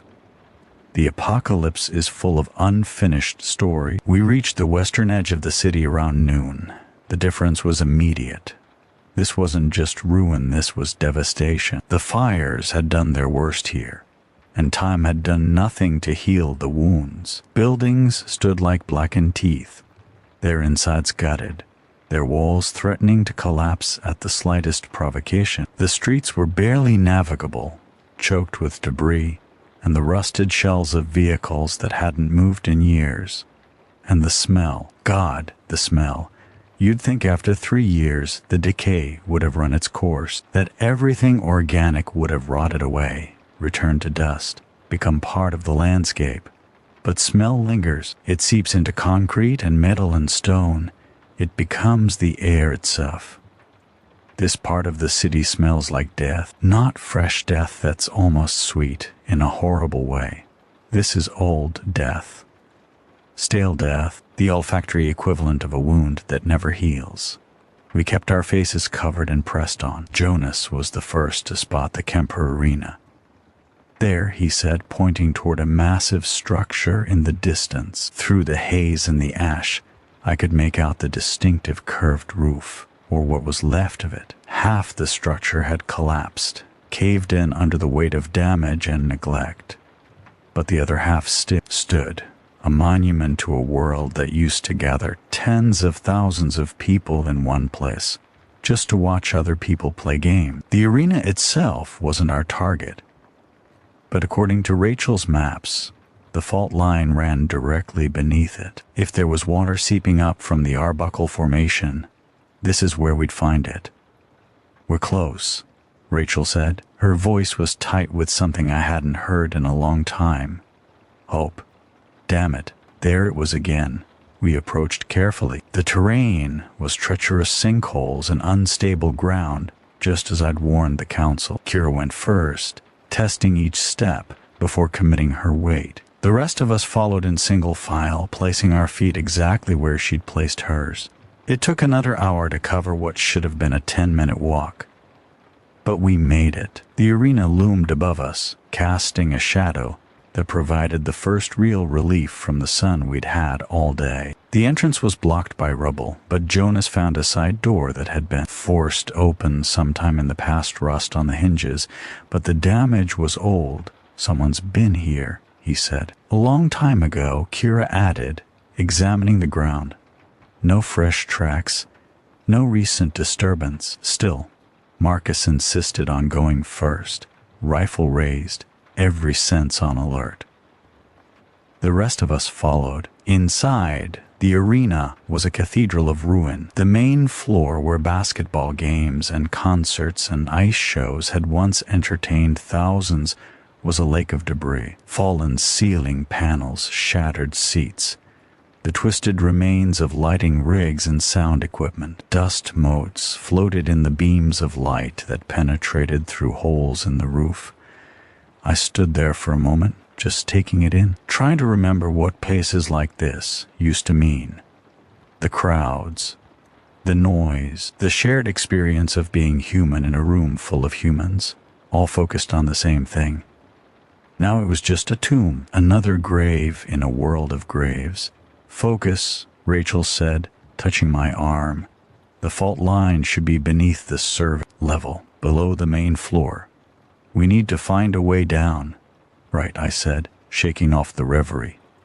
Let's move. We found a stairwell at the back of the arena. The door was locked, But Jonas made quick work of it. He'd become an expert at bypassing security that no longer mattered. The stairs descended into darkness. I pulled out my flashlight. The beam cut through the black, revealing concrete walls covered in mold and water stains. Water stains! My heart jumped. Water stains meant water had been here at some point. Recently enough to leave marks. You see that? I asked Rachel. She nodded, her eyes wide. Could be condensation, could be seepage. Won't know until we get down there. Let's find out. The descent took us 3 levels below the arena floor. The air grew cooler as we went deeper relief from the constant heat, but also unsettling. The world above was burning, and here we were, descending into the earth like miners searching for something precious, which I suppose we were. The lowest level was a service corridor. Pipes ran along the ceiling. Electrical conduits long dead-lined the walls. The floor was concrete, cracked in places but mostly intact, and wet. The floor was wet. I knelt down, pressed my fingers to the surface. The moisture was real, cool, slightly gritty, but unmistakably water. Rachel was beside me in an instant, her flashlight tracing the wet patches across the floor. They formed a pattern spreading out from a point near the far wall. There, she said, pointing.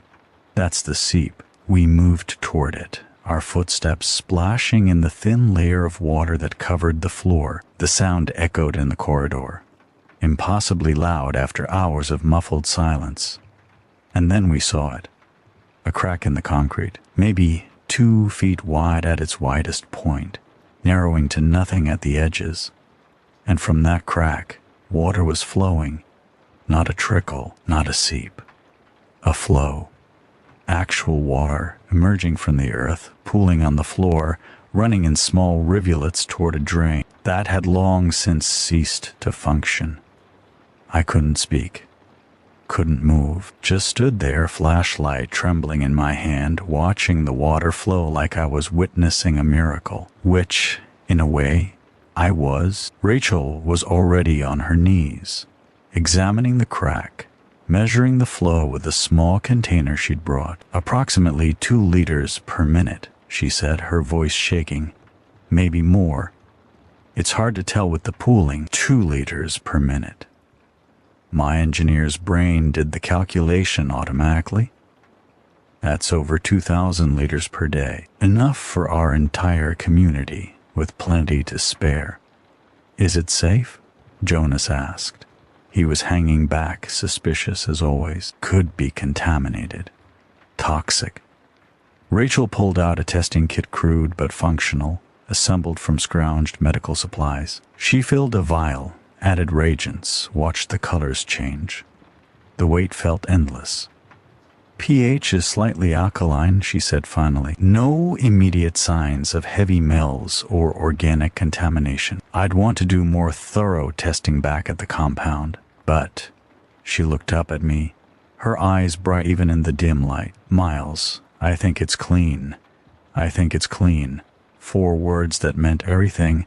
We collected samples, marked the location on our maps, took photographs with the one working camera we'd managed to preserve, documented everything with the obsessive precision of scientists who knew that what we'd found could save lives, could save all of us. The aquifer was real. The fault line was real. The water, cool and clean and flowing from 2,000 feet below, was real. 23 days of desperation reduced to a problem with a solution. I allowed myself, for the first time in months, to feel something like joy. That was my mistake. Marcus heard them first. His head snapped up, his body going rigid. The rest of us froze, watching him, waiting for the signal. Company, he said, his voice barely a whisper, above us. Moving fast. We killed our flashlights, plunged into darkness. The only sound was the gentle flow of water and our own shallow breathing. Then I heard it too. Footsteps. Multiple sets. The scrape of metal against concrete. Voices low, guttural, speaking in a cadence I didn't recognize. Ferals. They'd found us. Marcus was moving before the rest of us could react. Hand signals in the dark. I'd learned to read them over months of working with him.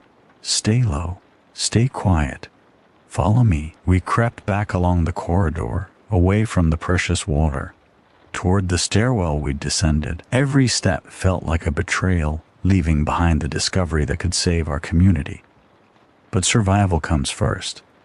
Always, we made it to the stairs just as the first flashlight beam pierced the darkness behind us. Go, Marcus hissed. Now, we ran. The next 5 minutes were chaos. I remember flashes, fragments, the pound of feet on concrete, the shouts echoing in the stairwell. A gunshot Marcus covering our retreat. Another gunshot, a scream that might have been one of them or one of us. I remember Kira pulling me through a doorway, Jonas shouldering through a barrier of debris. Rachel's hand gripping mine so hard I thought the bones would break. I remember emerging into the arena, the sudden brightness blinding after the darkness below. The ruins that had seemed like a tomb now felt like a maze. Every shadow a potential enemy, every corner a potential ambush. And I remember the moment I looked back and realized Marcus wasn't with us. He'd stayed behind, held the stairwell while we escaped. Bought us time with bullets and fury. I wanted to go back. Every instinct screamed at me to return, to help him, to not leave another person behind in this godforsaken world. But Kira grabbed my arm, shook her head. He chose this, she said. Don't waste it. We ran. The journey back was a blur of exhaustion and fear. We didn't take the same route, too dangerous, too exposed. Kira led us through back alleys and collapsed buildings, through terrain so unstable that each step might be our last. We moved in silence, communicating only through gestures, every sense alert for signs of pursuit. They followed us for a while. I could hear them in the distance shouts, the occasional gunshot, but they didn't know the territory the way Kira did. Didn't have her instincts. Slowly, the sounds faded. The pursuit fell behind. By the time we reached the dead zone, it was dusk. The sky had deepened to that particular shade of crimson that marked the end of another day. We were dehydrated, exhausted, and one member short. But we were alive, and we had the location of the water. We made it back to the compound after midnight. Alina met us at the gate, took one look at our faces, at the empty space where Marcus should have been, and understood. The water? She asked. We found it, Rachel said. Her voice cracked with exhaustion and grief. We found it. Elena closed her eyes, let out a breath she seemed to have been holding for days. Thank God, she whispered. I didn't have the heart to tell her that God had nothing to do with it. I spent the next 2 hours in debriefing, telling the council everything. The journey, the discovery, the ferals. Marcus. The vote was unanimous this time. No abstentions, no dissent. We're going back tomorrow, or as soon as we can assemble a larger team. We're returning to the Kemper site with drilling equipment, pumps, containers, everything we need to establish a permanent water extraction operation. The 23 days just became indefinite. We might actually survive this. But there's always a but, isn't there? The ferals know we found something. They saw us in that corridor. They know the water is there. They'll be back in greater numbers with more weapons. The water won't just save us, it'll make us a target. And there's something else, something I haven't told the council yet. Something I'm not sure how to explain. When we were in that corridor, when I was kneeling by the crack, feeling the water flow over my fingers, heard something. Not the ferals, not my companions. Something else. A voice. It was faint, so faint I thought I was imagining it. A whisper in the darkness, coming from deep within the earth. From the direction of the water itself. I couldn't make out words, couldn't understand the language if it was language at all. But there was a rhythm to it, a pattern, something that felt almost like communication. I told myself it was the stress, the dehydration, the fear and excitement and exhaustion playing tricks on my mind. But Rachel heard it too. She hasn't said anything. I can tell by the way she looks at me, the way she avoids meeting my eyes. She heard it, and she doesn't know what to make of it any more than I do. Something is down there. Something besides water. And I don't know if it's salvation or something else entirely. Marcus is still out there. If he's alive, and I have to believe he's in feral territory, with limited ammunition and no water. Every hour that passes makes his survival less likely. I want to go back for him. Want to mount a rescue mission, but the council says no, too dangerous. Too many lives at risk. They're right. I know they're right, but that doesn't make me feel better about leaving a man behind. That doesn't make me able to sleep. The clock is still ticking. We have 22 days of water left in our reserves, but now we have a source that could provide more water than we could ever use. The problem is getting to it, securing it, defending it from the ferals who will inevitably come to take it. We've traded one crisis for another, and somewhere in the darkness, beneath 2,000 feet of rock and sediment, something is waiting. Something that whispers, tomorrow we plan. The day after we move. The game has changed. The stakes are higher. The risks are greater. But for the first time in months, maybe years, I feel something I'd almost forgotten. Purpose. Not just survival, not just endurance, but purpose. A reason to fight. A chance to build something instead of just watching everything crumble. 22 days. It might be enough. It has to be enough. This is Miles Harrington broadcasting from Kansas City. We found water. Real water. Enough to save us. But salvation never comes without a cost. Marcus, if you can hear this, if you're out there somewhere with a working radio, we're coming back. I don't know when, I don't know how, but we're not leaving you behind. To everyone else listening, hope is real. Resources exist. Survival is possible. But be careful. There's something in the water, something I don't understand yet. Stay close to your radio. Stay close to each other. And whatever happens, keep listening. The story isn't over, it's just beginning. 3 days. That's how long we had to prepare. 3 days between finding the water and returning to claim it. 3 days of frantic planning. Equipment gathering, strategy sessions that ran until our voices gave out. We assembled a team of 30, our strongest, our most capable, everyone who could carry a weapon or operate machinery. We stripped the compound of resources, drilling equipment salvaged from construction sites, pumps cobbled together from a dozen different sources, containers of every size and shape. Elena stayed behind to manage the remaining population. 180 people, mostly elderly and children and those too sick to travel.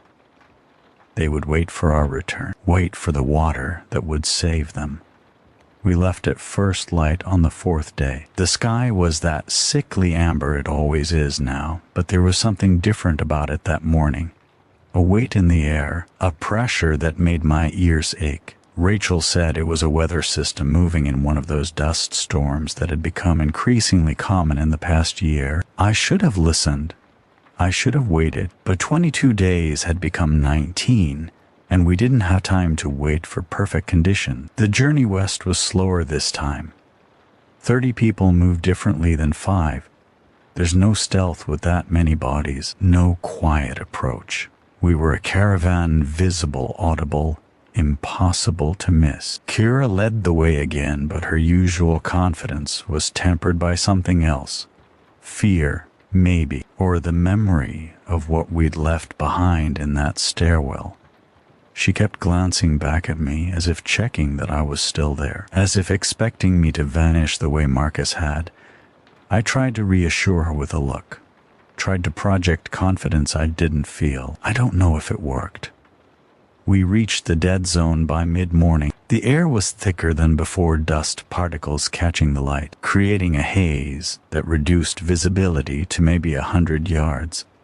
The storm was coming. We could all feel it. Jonas suggested we shelter in place. Wait for the weather to pass. I said no. Every hour we delayed was another hour our community went without water. Another hour closer to the breaking point. Another hour for the ferals to reinforce their position at the arena. We pressed on.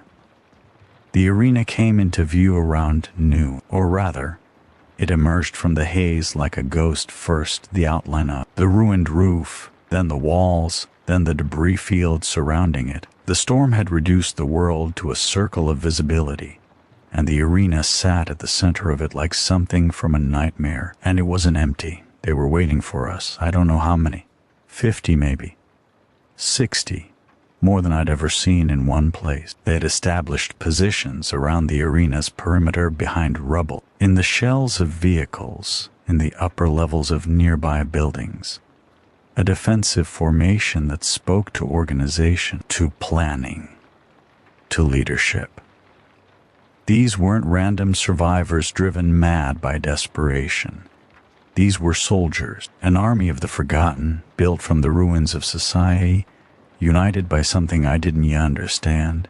Kira saw them first. Her hand went up the signal to halt. But it was too late. We were already in their sight lines, already caught in the open. A voice rang out across the dead space between us. Harrington. I froze. They knew my name. How did they know my name? The voice came again, amplified by some kind of speaker system, car batteries, and scavenged electronics, probably. The same kind of jerry-rigged technology we used. We know why you're here, Harrington. We know what you found. I looked at the others. Their faces were masks of confusion and fear.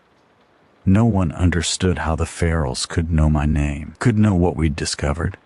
Then a figure emerged from the haze, walking slowly, confidently, hands raised not in surrender but in greeting. And my blood turned to ice. Marcus. He was alive, but something was wrong. His posture was different, the way he moved, the way he held himself. There was a fluidity to it that hadn't been there before. A grace that seemed almost inhuman. And his eyes. Even from a distance, I could see that his eyes had changed. They caught the light differently, reflected it back in ways that normal eyes don't. He stopped, maybe 50 yards from our line, smiled a smile I didn't recognize on a face I knew too well. Hello, Miles, he said. His voice was the same, but also not layered, somehow, like multiple voices speaking in perfect unison. Did you miss me? I don't know what I said. Something. His name, maybe. A question. He laughed. That layered voice laughing. You found it, he said. The water. The deep water. You heard it, didn't you? The voice in the dark. Rachel made a sound beside me, a sharp intake of breath. She'd heard it too. She knew what he was talking about. What happened to you? I managed. What did they do? Marcus, or whatever he'd become, tilted his head. The gesture was wrong, too smooth, too precise. They didn't do anything, Miles. It did. The thing in the war, the thing that's been waiting. It spoke to me. And now I speak for it. I'm going to try to explain what happened next. I'm going to try to make sense of something that defies sense. Marcus started talking, and I mean really talking. Not threatening, not posturing. Explaining, like a teacher, like a prophet. He told us about the water. The aquifer beneath the bedrock, the Arbuckle Simpson, wasn't just water. It was old, older than anything we could imagine, sealed in rock for 500 million years, isolated from the surface world, evolving in total darkness, and something had evolved with it. Not life as we understand it, not bacteria or fish or blind cave creatures. Something else, something that existed at the boundary between chemistry and biology, a vast network of organic compounds distributed throughout the aquifer, connected by the water itself. A living aquifer, a mind made of water. I know how this sounds, believe me, I know. If someone had told me this story a month ago, I would have dismissed it as fever dreams and desperation, the ravings of a mind broken by apocalypse. But I was there. I heard the voice myself. I felt something in that water, something that reached out and brushed against my consciousness like a hand in the dark. And I saw what it had done to Marcus. It chose him, Marcus said. When I stayed behind in that stairwell, when the ferals caught me, they brought me down to the water. They had already found it, you see. Weeks before you did. They'd been drinking it, bathing in it, absorbing it, and it was absorbing them, not taking over, not possessing. More like integrating, forming connections, building a network. The ferals weren't ferals anymore. They were nodes in a system, individual minds linked to something much larger, something much older. And now Marcus was part of it too. You can join us, Miles, he said. All of you. There's no need for conflict, no need for scarcity. The water is infinite. The network is open to anyone who drinks. I stared at him. At the thing wearing his face. What about free will? I asked. What about being human? Marcus smiled that wrong smile. Humanity got you here, Miles. Humanity burned the world. Humanity created the conditions that killed billions. Maybe it's time to evolve past humanity. The storm was getting worse. The dust clouds were thickening, reducing visibility further. I could feel the grit against my skin, in my lungs, in my eyes, and I could feel something else. Pressure, not physical, mental. Like something pushing against the edges of my thoughts, testing my defenses. The network was reaching for me, for all of us. I made a decision. Maybe the wrong one. I still don't know. I raised my weapon. We didn't come here to join you, I said. We came for the water, just the water. Marcus's expression didn't change. But something in his eyes shifted. The reflective quality deepened, and for a moment, I could swear I saw something else looking out through him. Something vast. Something ancient. Then you'll die thirsty, he said. And the ferals attacked. I don't have words for what happened next. Violence has a way of defying description. It's too fast, too chaotic, too full of sensory overload to process in the moment. You remember fragments, flashes, the smell of blood and cordite, the sound of screaming, the feel of pulling a trigger and watching someone fall. We were outnumbered, outpositioned. The ferals came from everywhere at once, from the buildings, from the rubble, from the storm itself. They moved in perfect coordination, without verbal communication, guided by that network Marcus had described, a hive mind attacking a scattered band of individuals. We should have been slaughtered. But something happened, Rachel. She did something I still don't understand. In the chaos of the battle, she broke from our line, ran toward the arena. I screamed at her to stop. We all did, but she didn't listen. She disappeared into the ruins, into the darkness, toward the water. I tried to follow, but the ferals were everywhere. I was fighting just to stay alive, firing and reloading and firing again, stepping over bodies that might have been friends or enemies. The world had become a single, endless moment of survival, and then everything stopped. Not gradually, instantly. The ferals froze, all of them, at once. Like puppets with cut strings, they stood there, motionless, their weapons half raised, their eyes fixed on nothing. The silence was absolute, and then I heard it. The voice, not a whisper this time, not a feeling at the edge of consciousness, a voice, clear, distinct, speaking directly into my mind with words that weren't words. I can't describe what it said. Human language doesn't have the capacity. It was like trying to describe a color to someone born blind, or a symphony to someone born deaf. But I understood. The entity in the water, the living aquifer, the ancient mind had been dormant for millions of years, sealed in darkness, cut off from the surface, dreaming deep dreams in a language of chemistry and time. The human apocalypse had woken it. The desperation of survivors. the collective trauma of a dying species, the prayers and screams and hopes and fears of millions of minds, all of it had seeped down through the soil, through the rock, into the water itself. And the entity had responded, not with malice, not with intention to harm. It didn't think in those terms.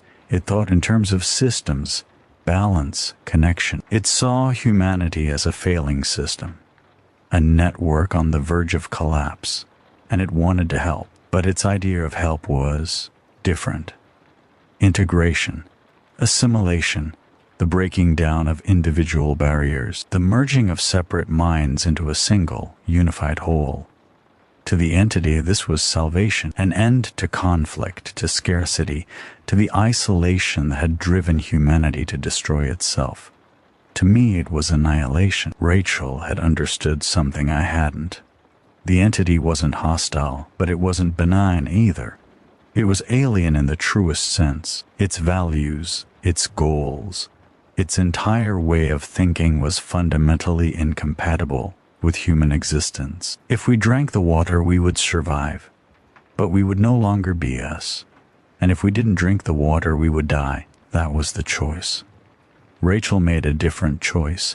I still don't fully understand what she did, but when the voice spoke to me, I saw or felt or experienced what happened in those moments she was gone. She went to the water, not to drink, but to communicate. She had studied environmental systems for years. She understood networks, ecological, biological, technological. She understood that complex systems could be influenced at key nodes, that small interventions could cascade into large effects. She talked to it, not with words, with something deeper. With the language, the entity understood the language of systems and feedback loops and emergent properties. She made it an offer. Partnership, not integration, not assimilation. Partnership. Humanity would provide something the entity lacked: the ability to interact with the surface world, to understand the rapid changes of the modern era, to navigate a reality that moved at speeds the ancient mind couldn't comprehend. And the entity would provide what humanity lacked: water, yes, but also something more. A different perspective, a long view, an understanding of systems that spanned millions of years. Two damaged networks, supporting each other, healing each other, the entity considered. For what felt like hours, but was probably seconds, it weighed Rachel's proposal against its original plan, calculated outcomes, modeled scenarios, and it agreed. The ferals collapsed. All of them at once, falling to the ground like discarded marionettes. Not dead, I could see them breathing, but unconscious, disconnected from the network that had been controlling them. And Marcus screamed.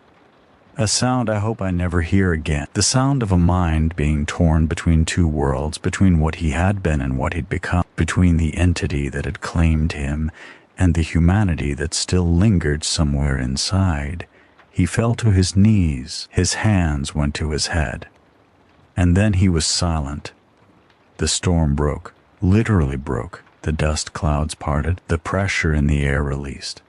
And for the first time in years, rain, actual rain, drops of water falling from a sky that had forgotten how to weep. I stood there, surrounded by unconscious bodies and shell-shocked survivors, and I watched the rain fall. I let it hit my face, run down my cheeks, mix with the tears. I didn't realize I was crying. The entity was keeping its promise, not just giving us access to the aquifer, but influencing the weather systems themselves, using its ancient understanding of hydrology and climate to coax moisture from an atmosphere that had been too damaged to produce it naturally. Rain. After 3 years of drought, rain, Rachel emerged from the arena. She was different.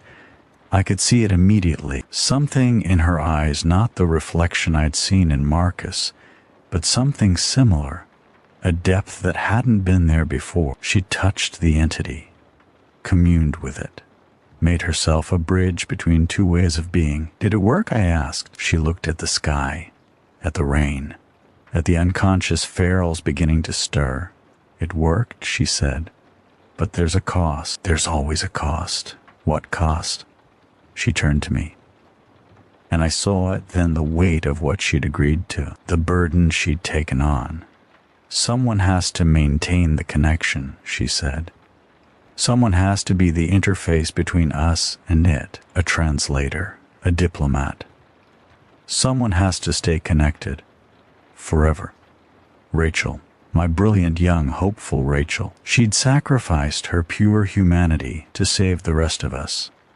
She would never be entirely herself again, never be entirely free. Part of her would always be down there, in the dark, in the water, speak with an ancient mind in a language no one else could understand.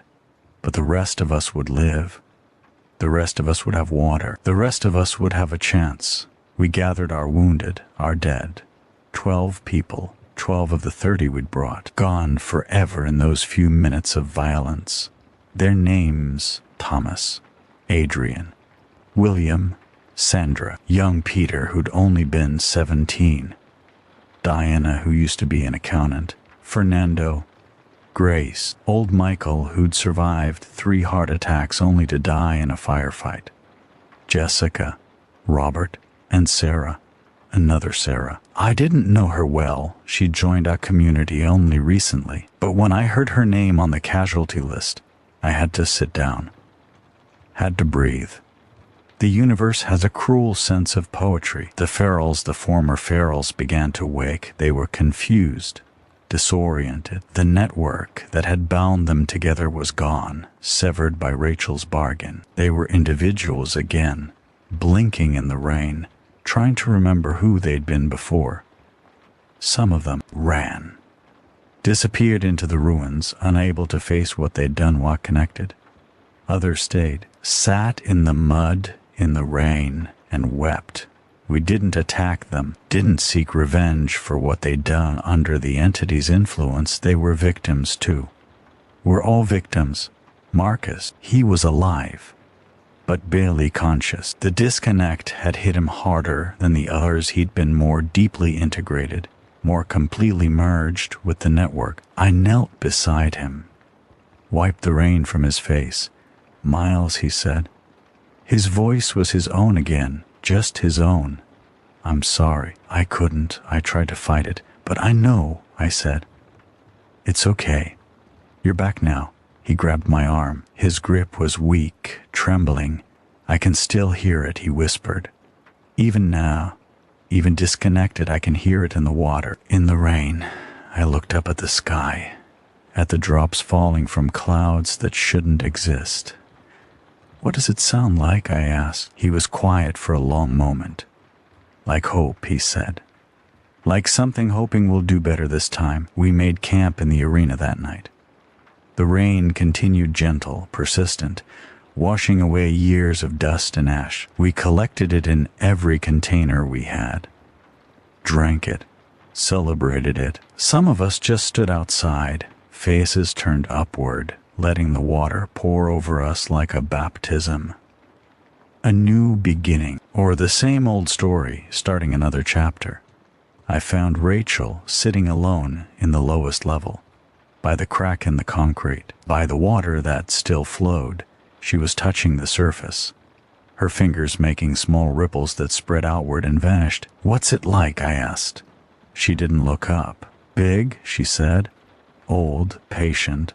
It's been waiting so long, Miles, millions of years, alone in the dark. And now suddenly there's this flood of information, our thoughts, our fears, our dreams. It's overwhelming for it. It doesn't understand us. Not yet. But it's trying." She nodded. "It's trying, and I'm trying. We're both learning." I sat down beside her.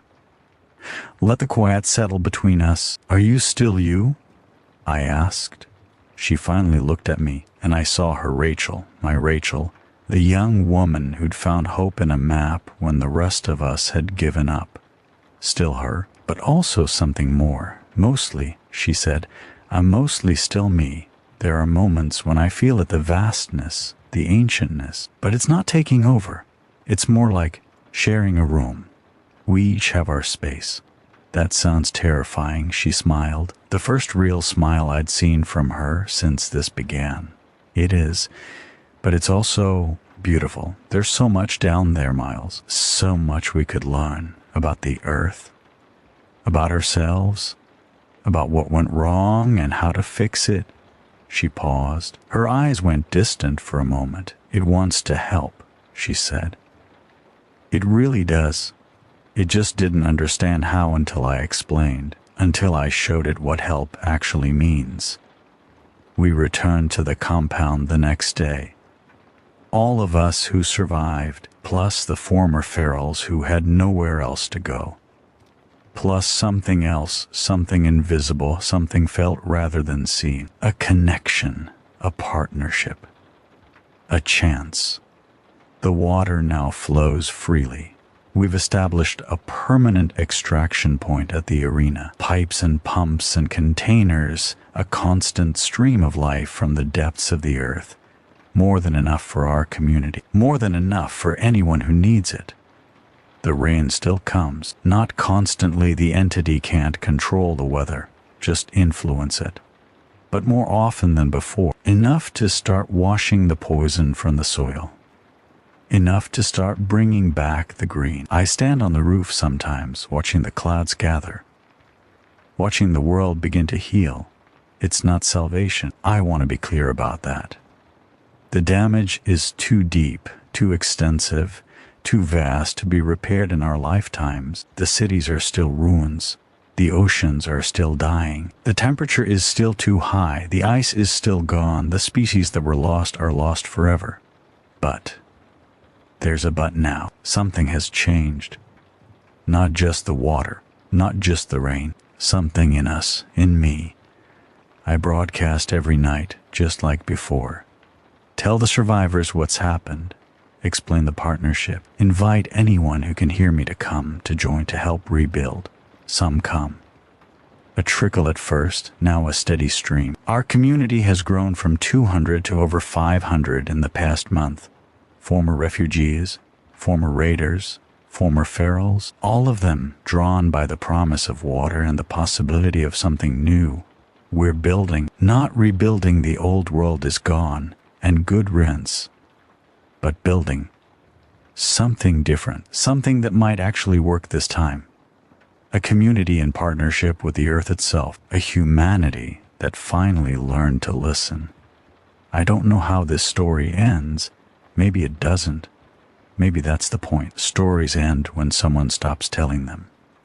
When the teller gives up, or dies, or simply runs out of words.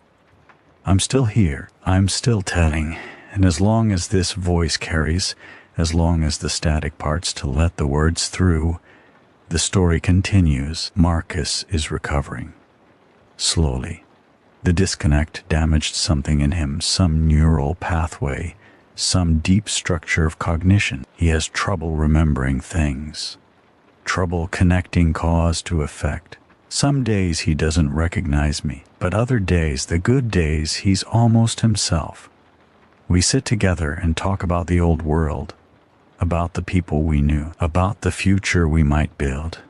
He doesn't blame Rachel for what happened, doesn't blame anyone. We were all just trying to survive, he said once. The entity, the ferals, us, everyone doing what they thought they had to. Maybe that's forgiveness. Maybe that's wisdom. Elena leads the council now. I stepped back. I'm better at talking than deciding, and she's better at deciding than talking. A good partnership. She's expanded our medical facilities. Trained new doctors and nurses from among the refugees. Established protocols for clean water distribution. Built a school for the children, the first school that community has had since the collapse. The children. That's what gives me hope more than anything. Not the war, not the entity, not the rain. The children sitting in a circle, learning to read, learning to write, learning the history of what went wrong, so maybe they can do better. Rachel spends most of her time in the lower levels now, by the water, in the dark. I visit when I can. bring her food, conversation, news from the surface. She appreciates it, I think, but she's also distant. Part of her is always somewhere else, listening to a voice the rest of us can't hear. She's teaching it, she told me once. Teaching it what it means to be human, the joy and the pain, the hope and the fear, the love that makes us do impossible things. And it's teaching her in return. What? I asked. She smiled. That new smile, the one with something ancient behind it. Patience, she said.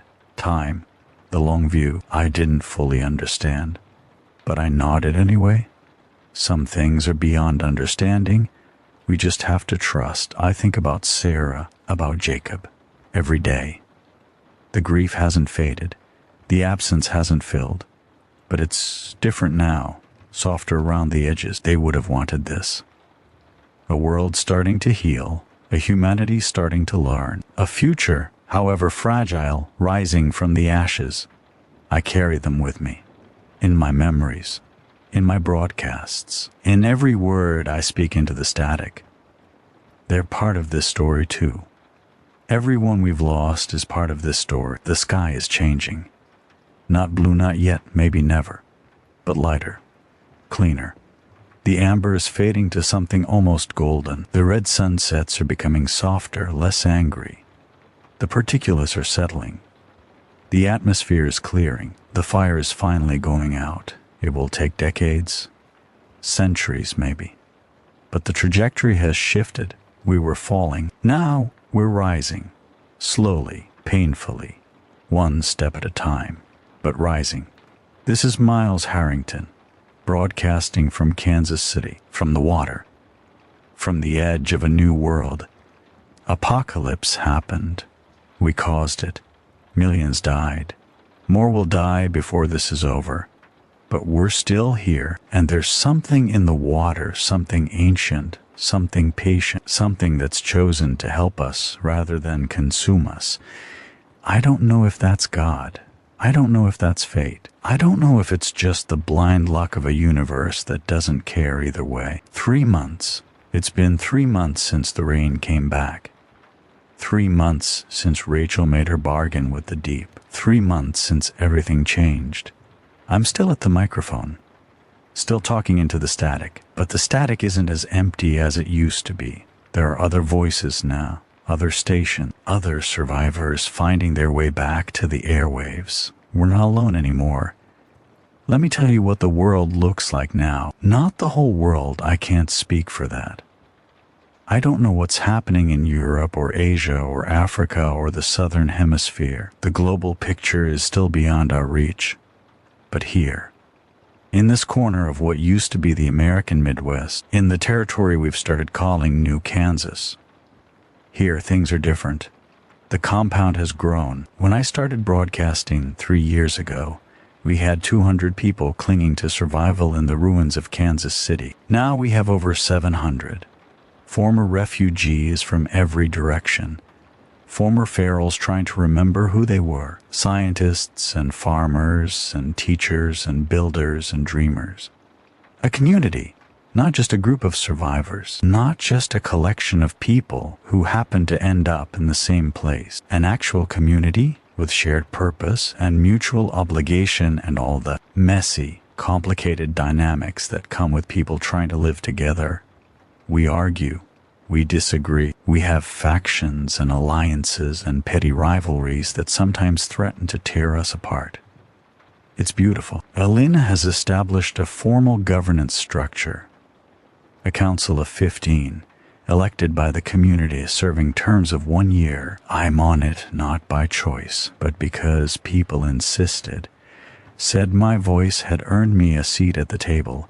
I mostly listen, offer historical context when it's needed. Try to remember what worked in the old world and what failed. Mostly what failed. We're trying to do better.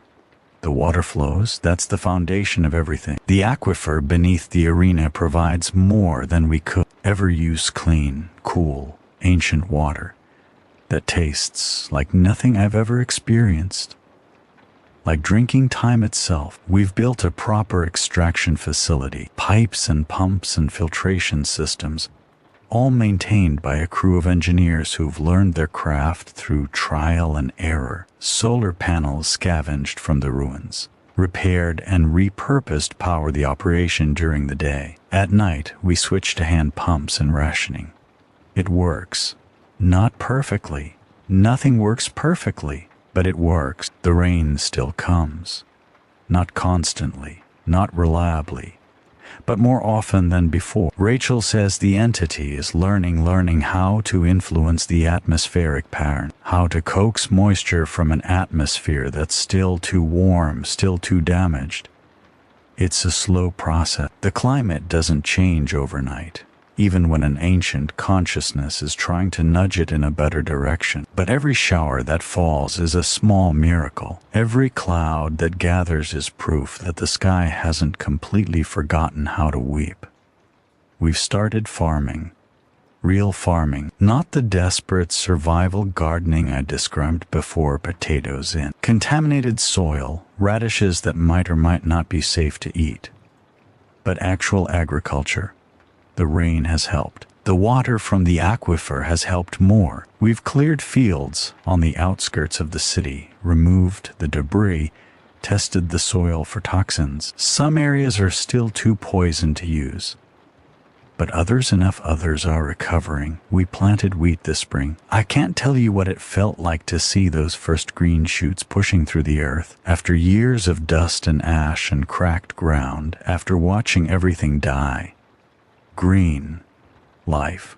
Hope made visible. The harvest won't be large, maybe enough to supplement our diet for a few months, maybe less, but it's a start. And that's all we need right now. Starts. Beginnings. The first small steps towards something sustainable. Not everyone stayed, I should tell you that. Not everyone who came to us chose to remain. Some couldn't accept the partnership with the entity, couldn't trust something so alien, so vast, so fundamentally different from human consciousness. They saw what happened to Marcus, what almost happened to all of us, and they decided the risk wasn't worth it. I understand. I do. We're drinking water that's connected to something we don't fully comprehend, something that's been sleeping in the earth for 500 million years, something that tried to absorb us before Rachel convinced it to partner with us instead. Fear is rational, but so is hope. The ones who left maybe 50 over the past 3 months went in different directions. Some headed north, toward rumors of other settlements. Some went east, looking for family or friends or just somewhere that wasn't here. We gave them water, food, maps, whatever supplies we could spare. They're still out there. Still surviving, I hope, still finding their own way. We're not the only answer. We're just one possibility among many. Marcus is better. The damage from the disconnect is healing slowly, incompletely, but healing. He remembers most things now, can hold a conversation without losing the thread. Can look at me without that terrible confusion in his eyes. He's become our liaison with the former pharaohs. Ironic, isn't it? The man who wanted to raid other settlements, who advocated for violence when we were desperate, is now the one who helps integrate the people who were once our enemies. He understands them, he says, understands what it was like to be part of the network, understands the grief that comes from losing that connection. They trust him. And slowly, through him, they're learning to trust us. The former pharaohs are the hardest cases. They remember what they did while connected. The raids, the violence, the people they hurt, the people they killed. Some of them can't live with those memories. We've had suicides, not many, 4, in 3 months, but each one is a wound that doesn't heal. Each one is a reminder that survival isn't just about the body. The mind needs to survive too. The soul, if you believe in such things. Elena has established what she calls restoration circles. Groups that meet weekly to talk about trauma, to share their experiences, to help each other process the impossible things they've witnessed and done. It's not therapy, we don't have trained therapists, but it's something, a space for grief, a container for guilt. We're all damaged. Every single one of us. The apocalypse didn't just destroy the physical world, it destroyed our inner worlds too, left us with scars that don't show on the skin. The circles help, not fix. Nothing fixes this, but help. Rachel. I should tell you about Rachel. She's still with us, still part of our community, still the bridge between us and the entity in the deep. But she's different. She doesn't sleep anymore. Says she doesn't need to the connection provide something that substitutes for rest. Her eyes have changed, become deeper somehow, with shadows that move when the light catches them wrong. She knows things she shouldn't know, senses things she can't explain. Last week, she warned us about a structural failure in one of the old buildings 12 hours before it happened. Said she felt the stress in the foundations through the groundwater. She's becoming something new, something between human and whatever the entity is. I asked her once if she regretted it. The bargain, the sacrifice, trading part of her humanity for our survival. She was quiet for a long time. Then she said, "Do you regret surviving?" I didn't have an answer. Neither did she. The entity is changing too.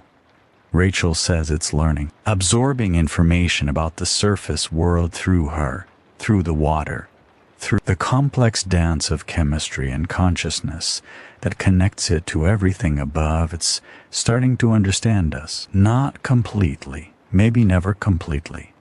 Its mind works in ways that human concepts can't capture.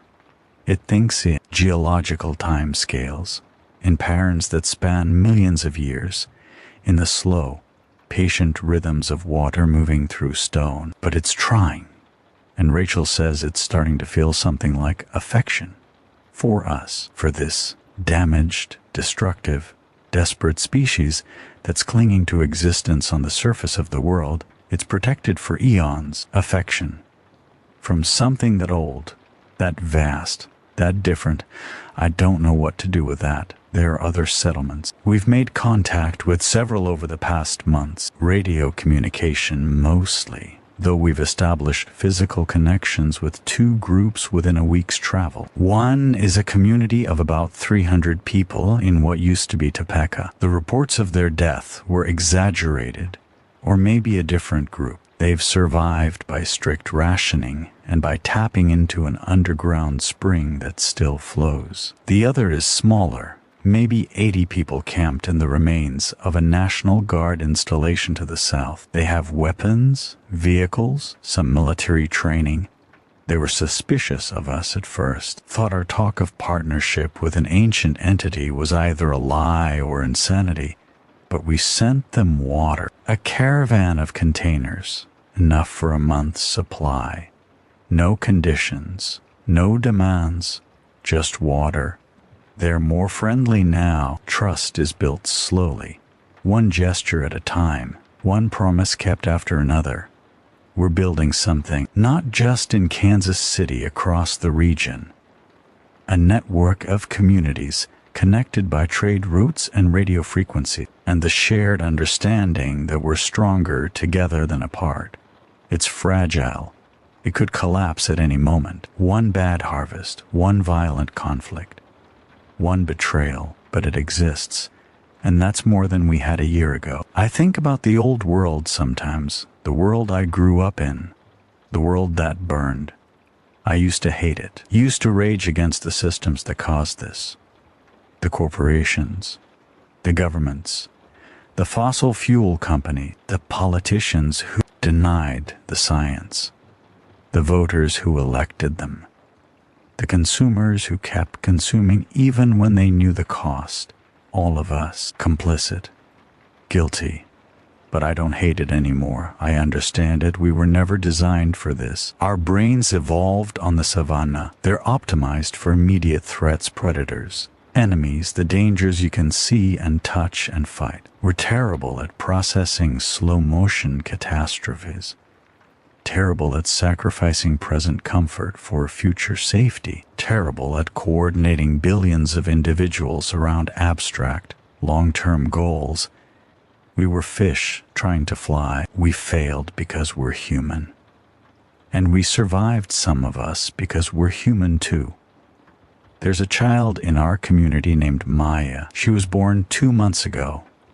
The first baby born in New Kansas since the partnership began.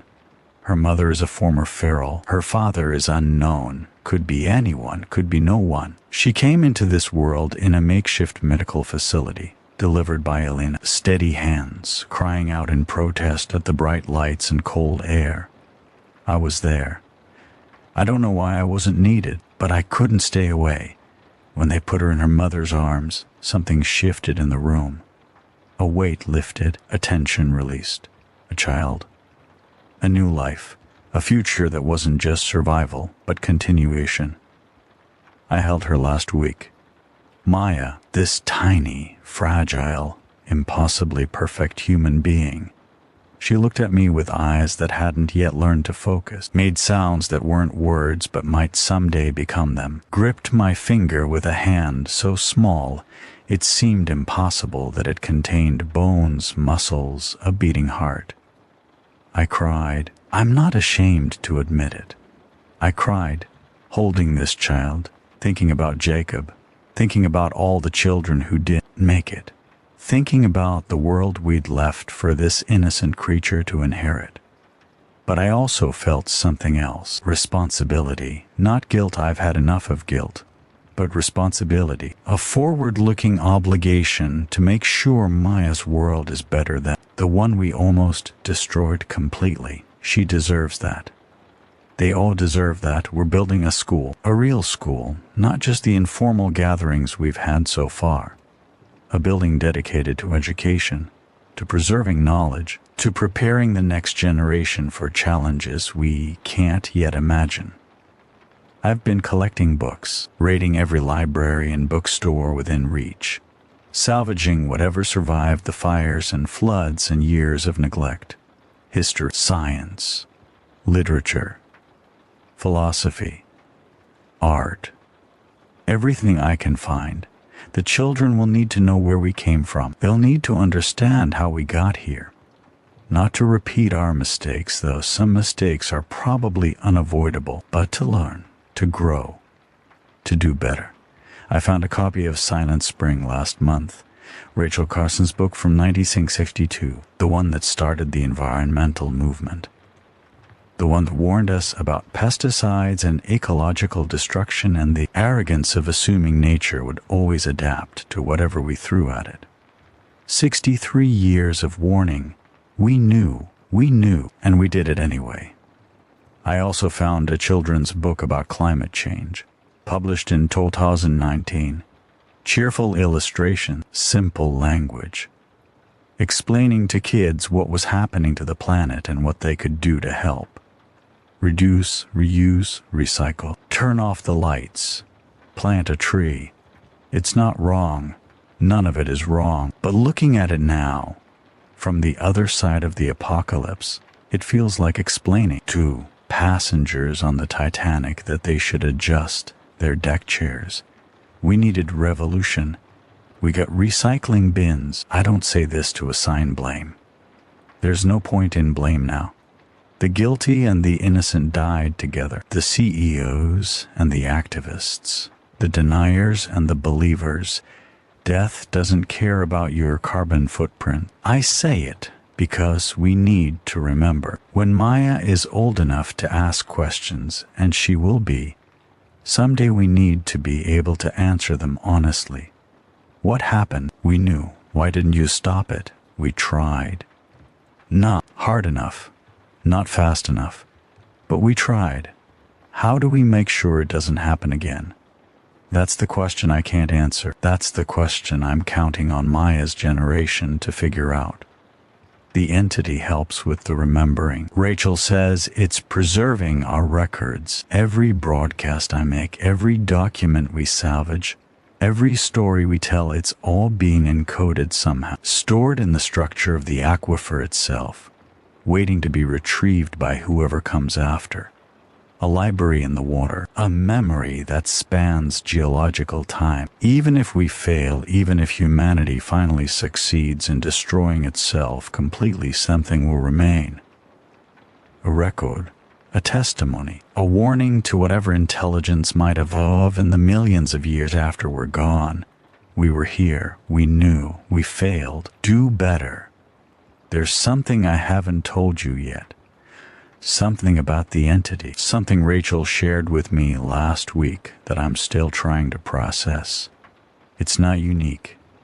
The entity in our aquifer, it's not the only one. Deep beneath the Earth's surface, distributed across continents, in aquifers and underground lakes and rivers of stone, there are others, ancient, dormant, dreaming in the deep. Ours woke because of what we did to the planet. The trauma of the apocalypse, the dying screams of a biosphere in collapse. It reached down through the soil and the rock and shook something awake. But the others are stirring too. Rachel can sense them, distant presences at the edge of her awareness. Vast minds slowly rising toward consciousness after millions of years of sleep. Some might be like ours, willing to partner, to help, to support the fragile species trying to rebuild on the surface. Others might not be. We're not the only players in this game anymore. Whatever happens next, whatever humanity becomes or doesn't become, we're part of a larger system now, a planetary consciousness, emerging from the deep places, awakened by our crisis. It's terrifying. It's also hopeful. I keep coming back to that word, hope. It's not optimism. Optimism implies confidence that things will work out. I don't have that confidence. I've seen too much, lived through too much. The universe doesn't owe us a happy ending. But hope is different. Hope is the decision to keep trying even when you don't know if it will work. Hope is planting wheat in poisoned soil and trusting that the rain will come. Hope is holding a newborn child and promising to protect her, even though you know you can't protect anyone from everything. Hope is broadcasting into the static night after night because someone might be listening. The sun is setting. The amber light is deepening, but there's gold in it now. Gold and pink. Colors we haven't seen in years. The atmosphere is clearing. Slowly, incrementally. By the time Maya is my age, the sky might be blue again. Not guaranteed. Nothing is guaranteed. But possible.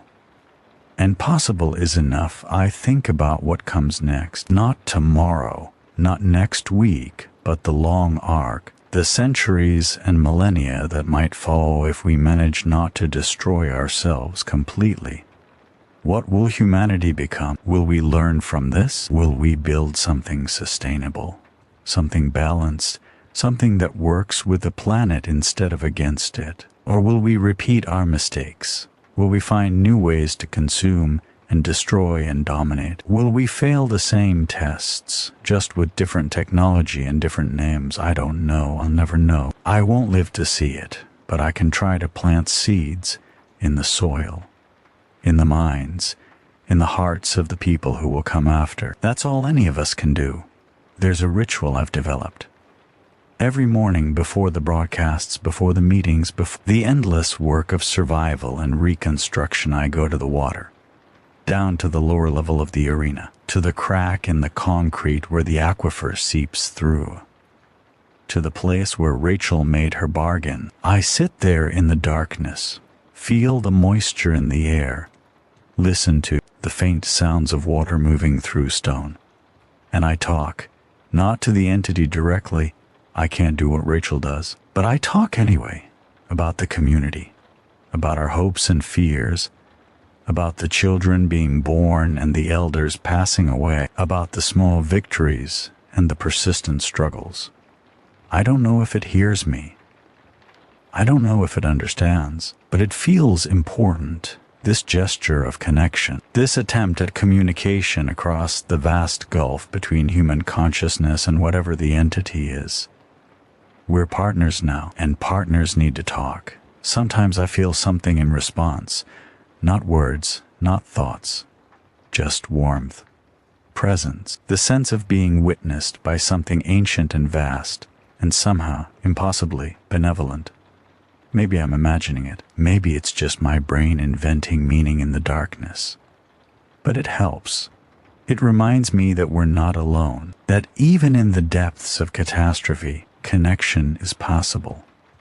Rachel says, the entity is curious about death. It doesn't understand it, not really. It's existed for so long, changed so slowly, that the concept of ending is alien to it. Individuals, discrete beings with beginnings and middles and ending. This is strange to something that thinks in geological time scales. But it's learning through Rachel, through our stories, through the memories we share. It's starting to comprehend what mortality means to us, why we fear it, why we fight it, why we nevertheless accept it eventually as the price of being alive. And it's starting to understand why our brief existences matter.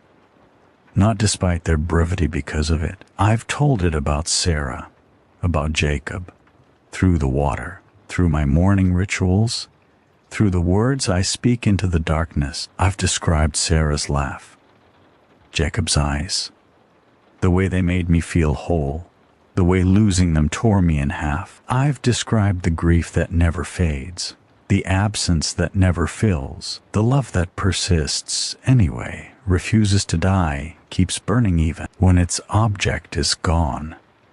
I don't know if the entity understands, but Rachel says it's moved, in whatever way something that ancient can be moved.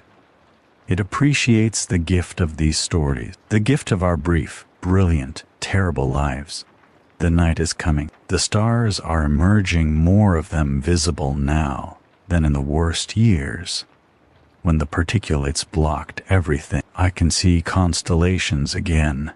Orion, the Big Dipper, the North Star, navigation points for a species that once crossed oceans by starlight.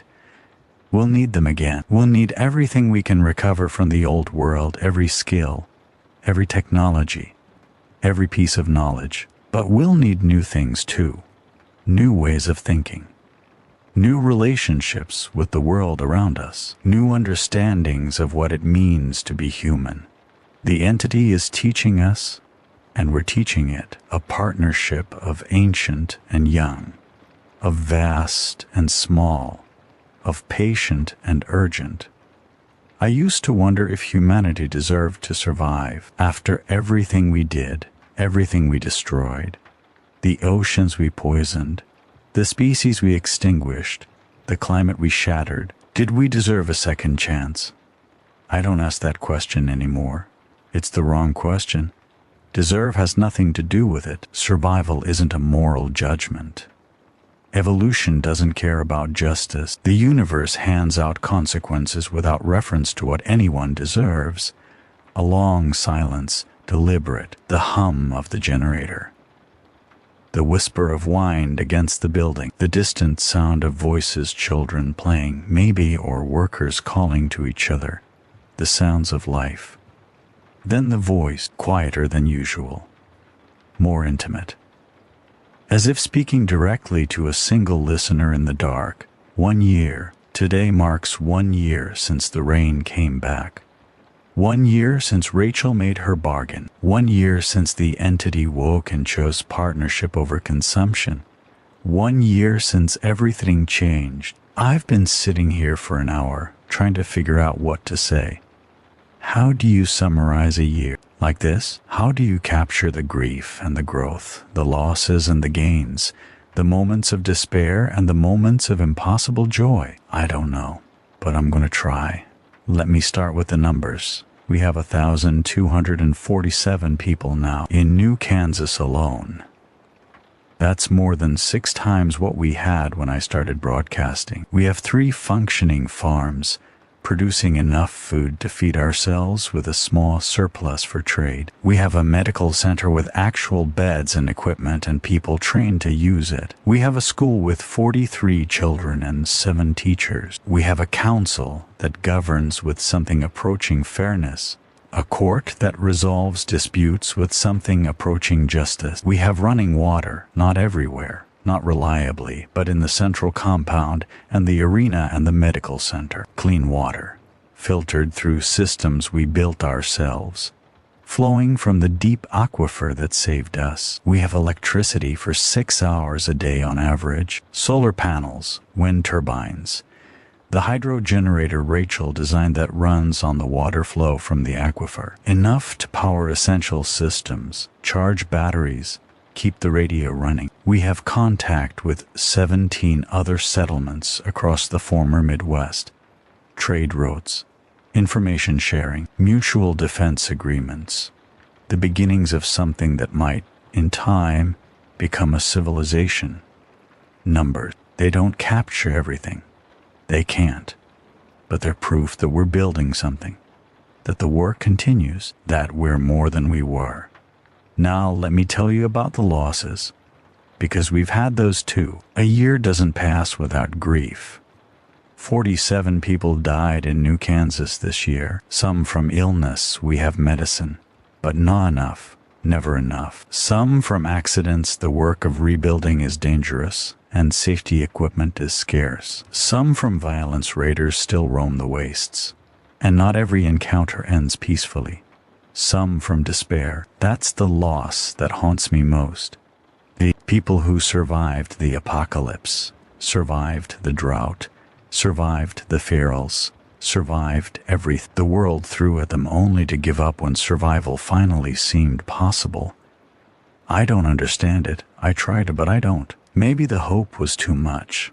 Maybe after years of expecting death, the prospect of living was overwhelming. Maybe they couldn't see a place for themselves in the new world taking shape. I say their names sometimes during broadcasts. Read them aloud so they won't be forgotten. So their existence meant something, even if it ended too soon. We lost Jonas in March. Structural collapse at a salvage site. A wall that should have held didn't. He was pulling a young woman out of danger when the whole thing came down. He saved her.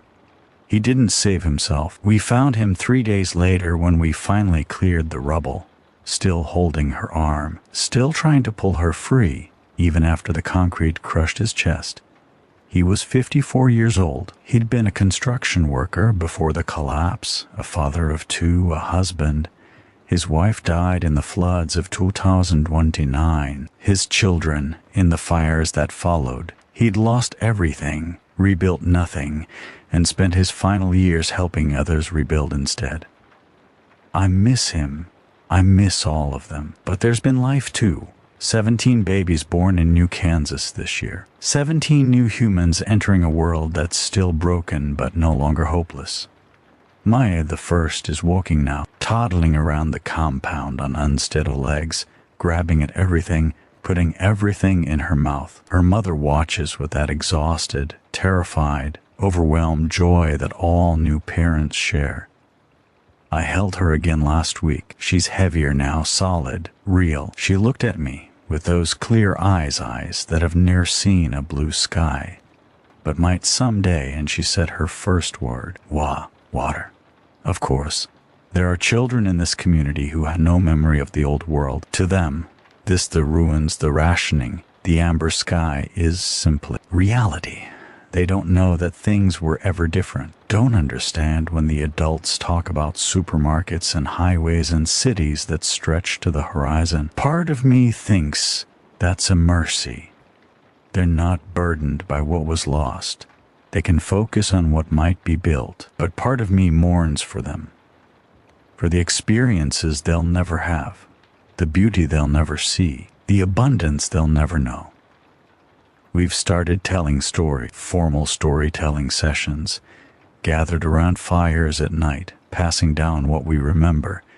Stories about the old world, not idealized. We try to be honest about the failures, the injustices, the rot at the center that led to all this, but not demonized either. There was beauty in that world, kindness, achievement, things worth preserving in memory, even if they can't be preserved in fact.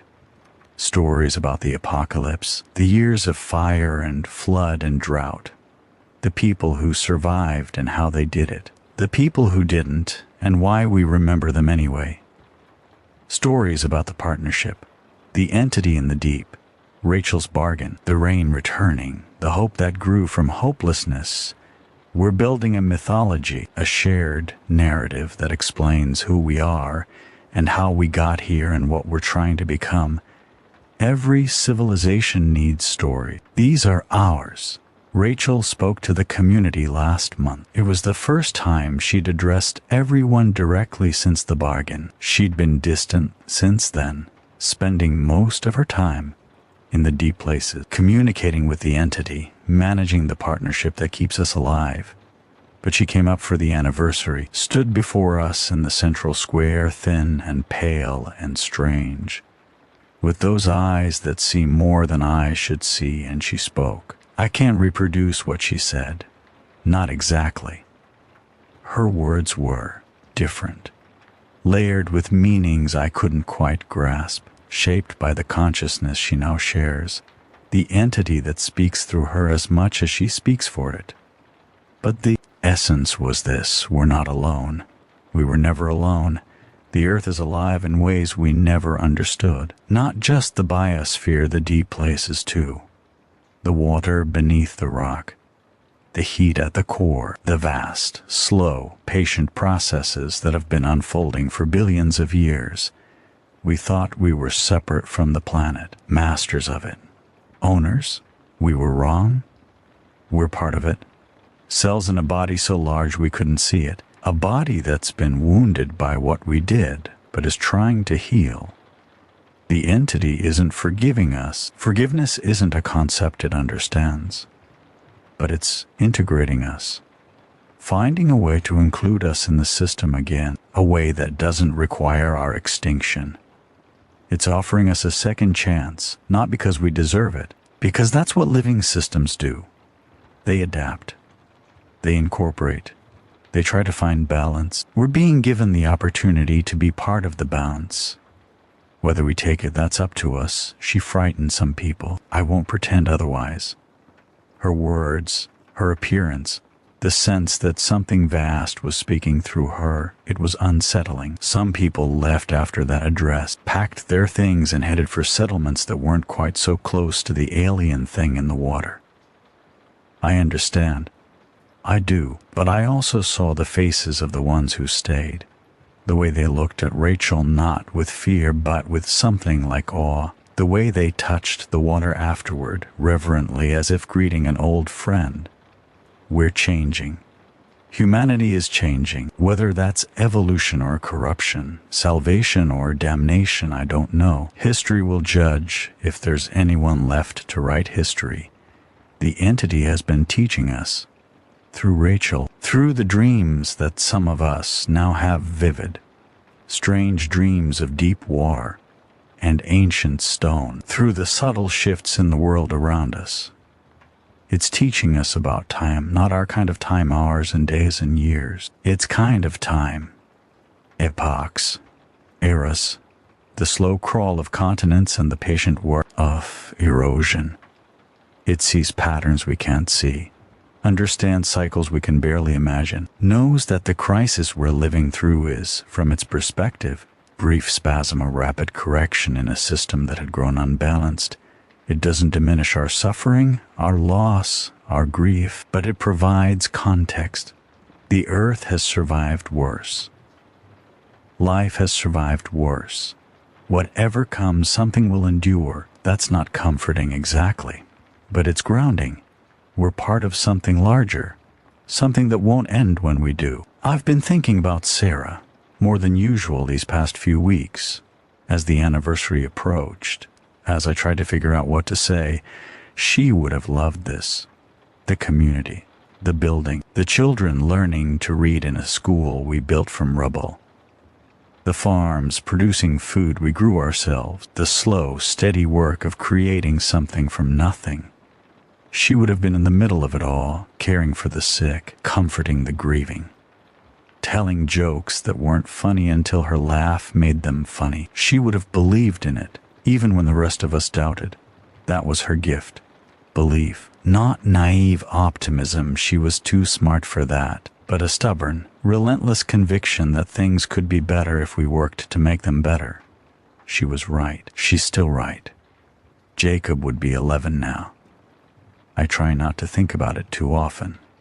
The math is too painful. The imagining of what he would have become tall, probably, with his mother's dark hair and my gray-blue eyes. Smart, because both his parents were smart. Kind, because Sarah would have made sure of it. But I can't help it sometimes, looking at the children in the compound, the ones around his age, seeing echoes of him in their faces, wondering what games he would have played, what books he would have loved, what questions he would have asked. Would he have understood? Would he have forgiven me for the world we left him? I don't know. I'll never know, but I hope wherever he is, whatever comes after, I hope he knows I tried. I hope he knows I'm still trying. Marcus asked me something last night. We were sitting on the roof, watching the stars, sharing a ration of the terrible alcohol someone's figured out how to distill. The kind of quiet companionship that develops between people who've been through hell together. Do you think we'll make it? He asked. Make what? Make it. As a species. Survive this. Build something that lasts. I didn't answer right away. The question was too big for quick answers. Then I said, define we. He looked at me, waiting. If you mean the people alive right now, yeah. I think we'll make it. Most of us, we've got water, food, shelter, community. We've got the partnership with the entity.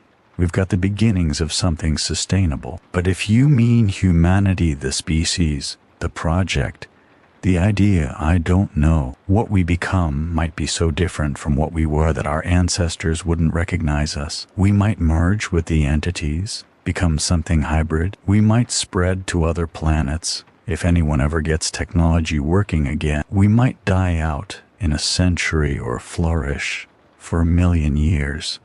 We don't know. We can't know. All we can do is try to pass something good to whoever comes next. Marcus was quiet for a while. Then he said, that's enough. What is? Trying. Not knowing the outcome, but trying anyway. That's enough. He raised his cup. The starlight caught the liquid inside, made it glow faintly. To the trying, he said. I raised mine. To the try. I've decided something. This will be my last regular broadcast. Not the last broadcast ever. I'll still be here, still at the microphone when there's news to share, or warnings to give, or stories to tell. But the nightly ritual, the voice in the stack talking to whoever might be listening, that's ending. Not because I've given up, the opposite. Because it's working. When I started this, 3 years ago, we were alone. Isolated, desperate. The broadcasts were a lifeline for me as much as anyone listening. A way to feel connected when connection seemed impossible. But we're not alone anymore. We're not isolated. The network of settlements is growing. The trade routes are stabilizing. The radio frequencies are filling with other voices. I'm not the only one talking into the dark, and that means I can stop. I'll miss it. The ritual, the discipline, the strange intimacy of speaking to strangers I'll never meet. But there's other work to do now. Hands-on work. The school needs teachers. The farms need laborers. The council needs people who can see the big picture and help navigate the hard choices ahead. I'm 50 years old. I don't know how many years I have left, and I want to spend them building, not just talking. So, to everyone who's been listening over the years, across the distances, through the static, thank you. You kept me going. The hope that someone was out there, that my voice was reaching someone, that the words mattered, it sustained me through the darkest times.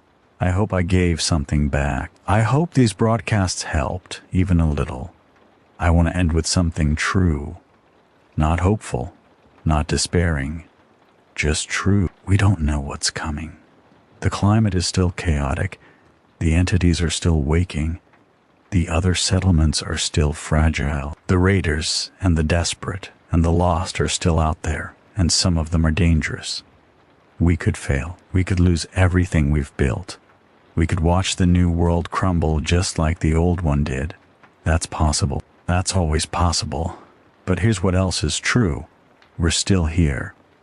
After everything. After the fires and floods and drought and death.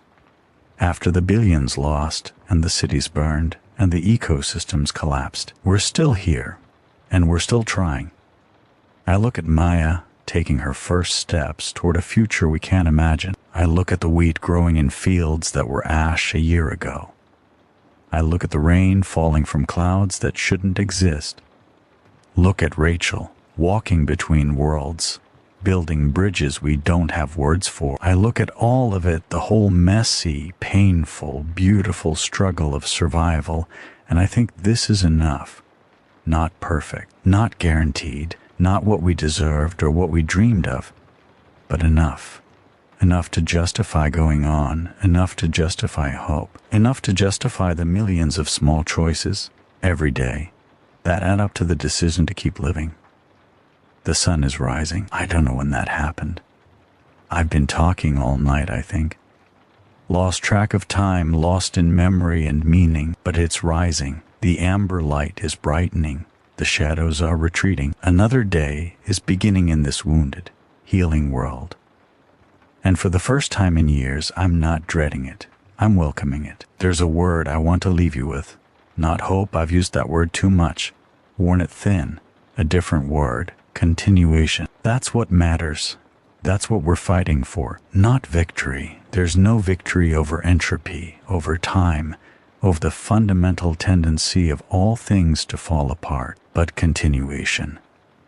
The passing of knowledge from one generation to the next, the building of structures that outlast their builders, the planting of trees whose shade will never sit in. We are links in a chain that stretches backward to the first humans who looked up at the stars and forward to whatever we might someday become. Our job is not to reach the destination. Our job is to continue the journey. I'm going to sign off now. For the last time as a regular voice, for the first time as something else, a builder, a teacher, a citizen of a world that's still being born, to everyone out there. The ones I've reached and the ones I haven't, the ones who listened and the ones who were too far, too hurt, too lost to find a working radio. You matter. Your survival matters. Your choices matter. Every act of kindness, every moment of courage, every decision to keep going when giving up would be easier. It all matters. You are the continuation. You are the reason any of this is meaning. My name is Miles Harrington. I was an engineer, a husband, a father, a survivor. Now I'm something else. Something still being defined, and I'm grateful for the pain and the joy, for the loss and the finding, for every breath I've taken in this shattered, beautiful world. The static is waiting, but it's not empty anymore. Listen closely, and you'll hear other voices joining in, other stories being told, other threads weaving together into something larger than any of us could create alone. A tapestry of survival, a chorus of continuation, a testament to what we are, fragile, foolish, frightened, and absolutely unwilling to stop. So, stay alive. Stay human, stay connected, and whatever you do, whatever impossible challenges tomorrow brings, keep going, not because it's easy, because it matters. This is KMBZ 98.1 FM, New Kansas, year 1 of the partnership. The sun is rising, and we're still here, signing off. The voice fades, the static rises, but within it, other sounds are emerging. Distant voices, scattered signals. The faint, unmistakable cadence of human beings reaching out to each other across the darkness. The broadcast ends. The story continues. And somewhere deep beneath the earth, in water older than memory, something vast and patient listens to the chorus of voices on the surface. Listens, learns, hopes. The static crackles one final time, then resolves into something that might be music, might be laughter, might be the sound of rain falling on ground that remembers how to receive it. The world is not saved. The world is not lost. The world is continuing. And that, in the end, is everything.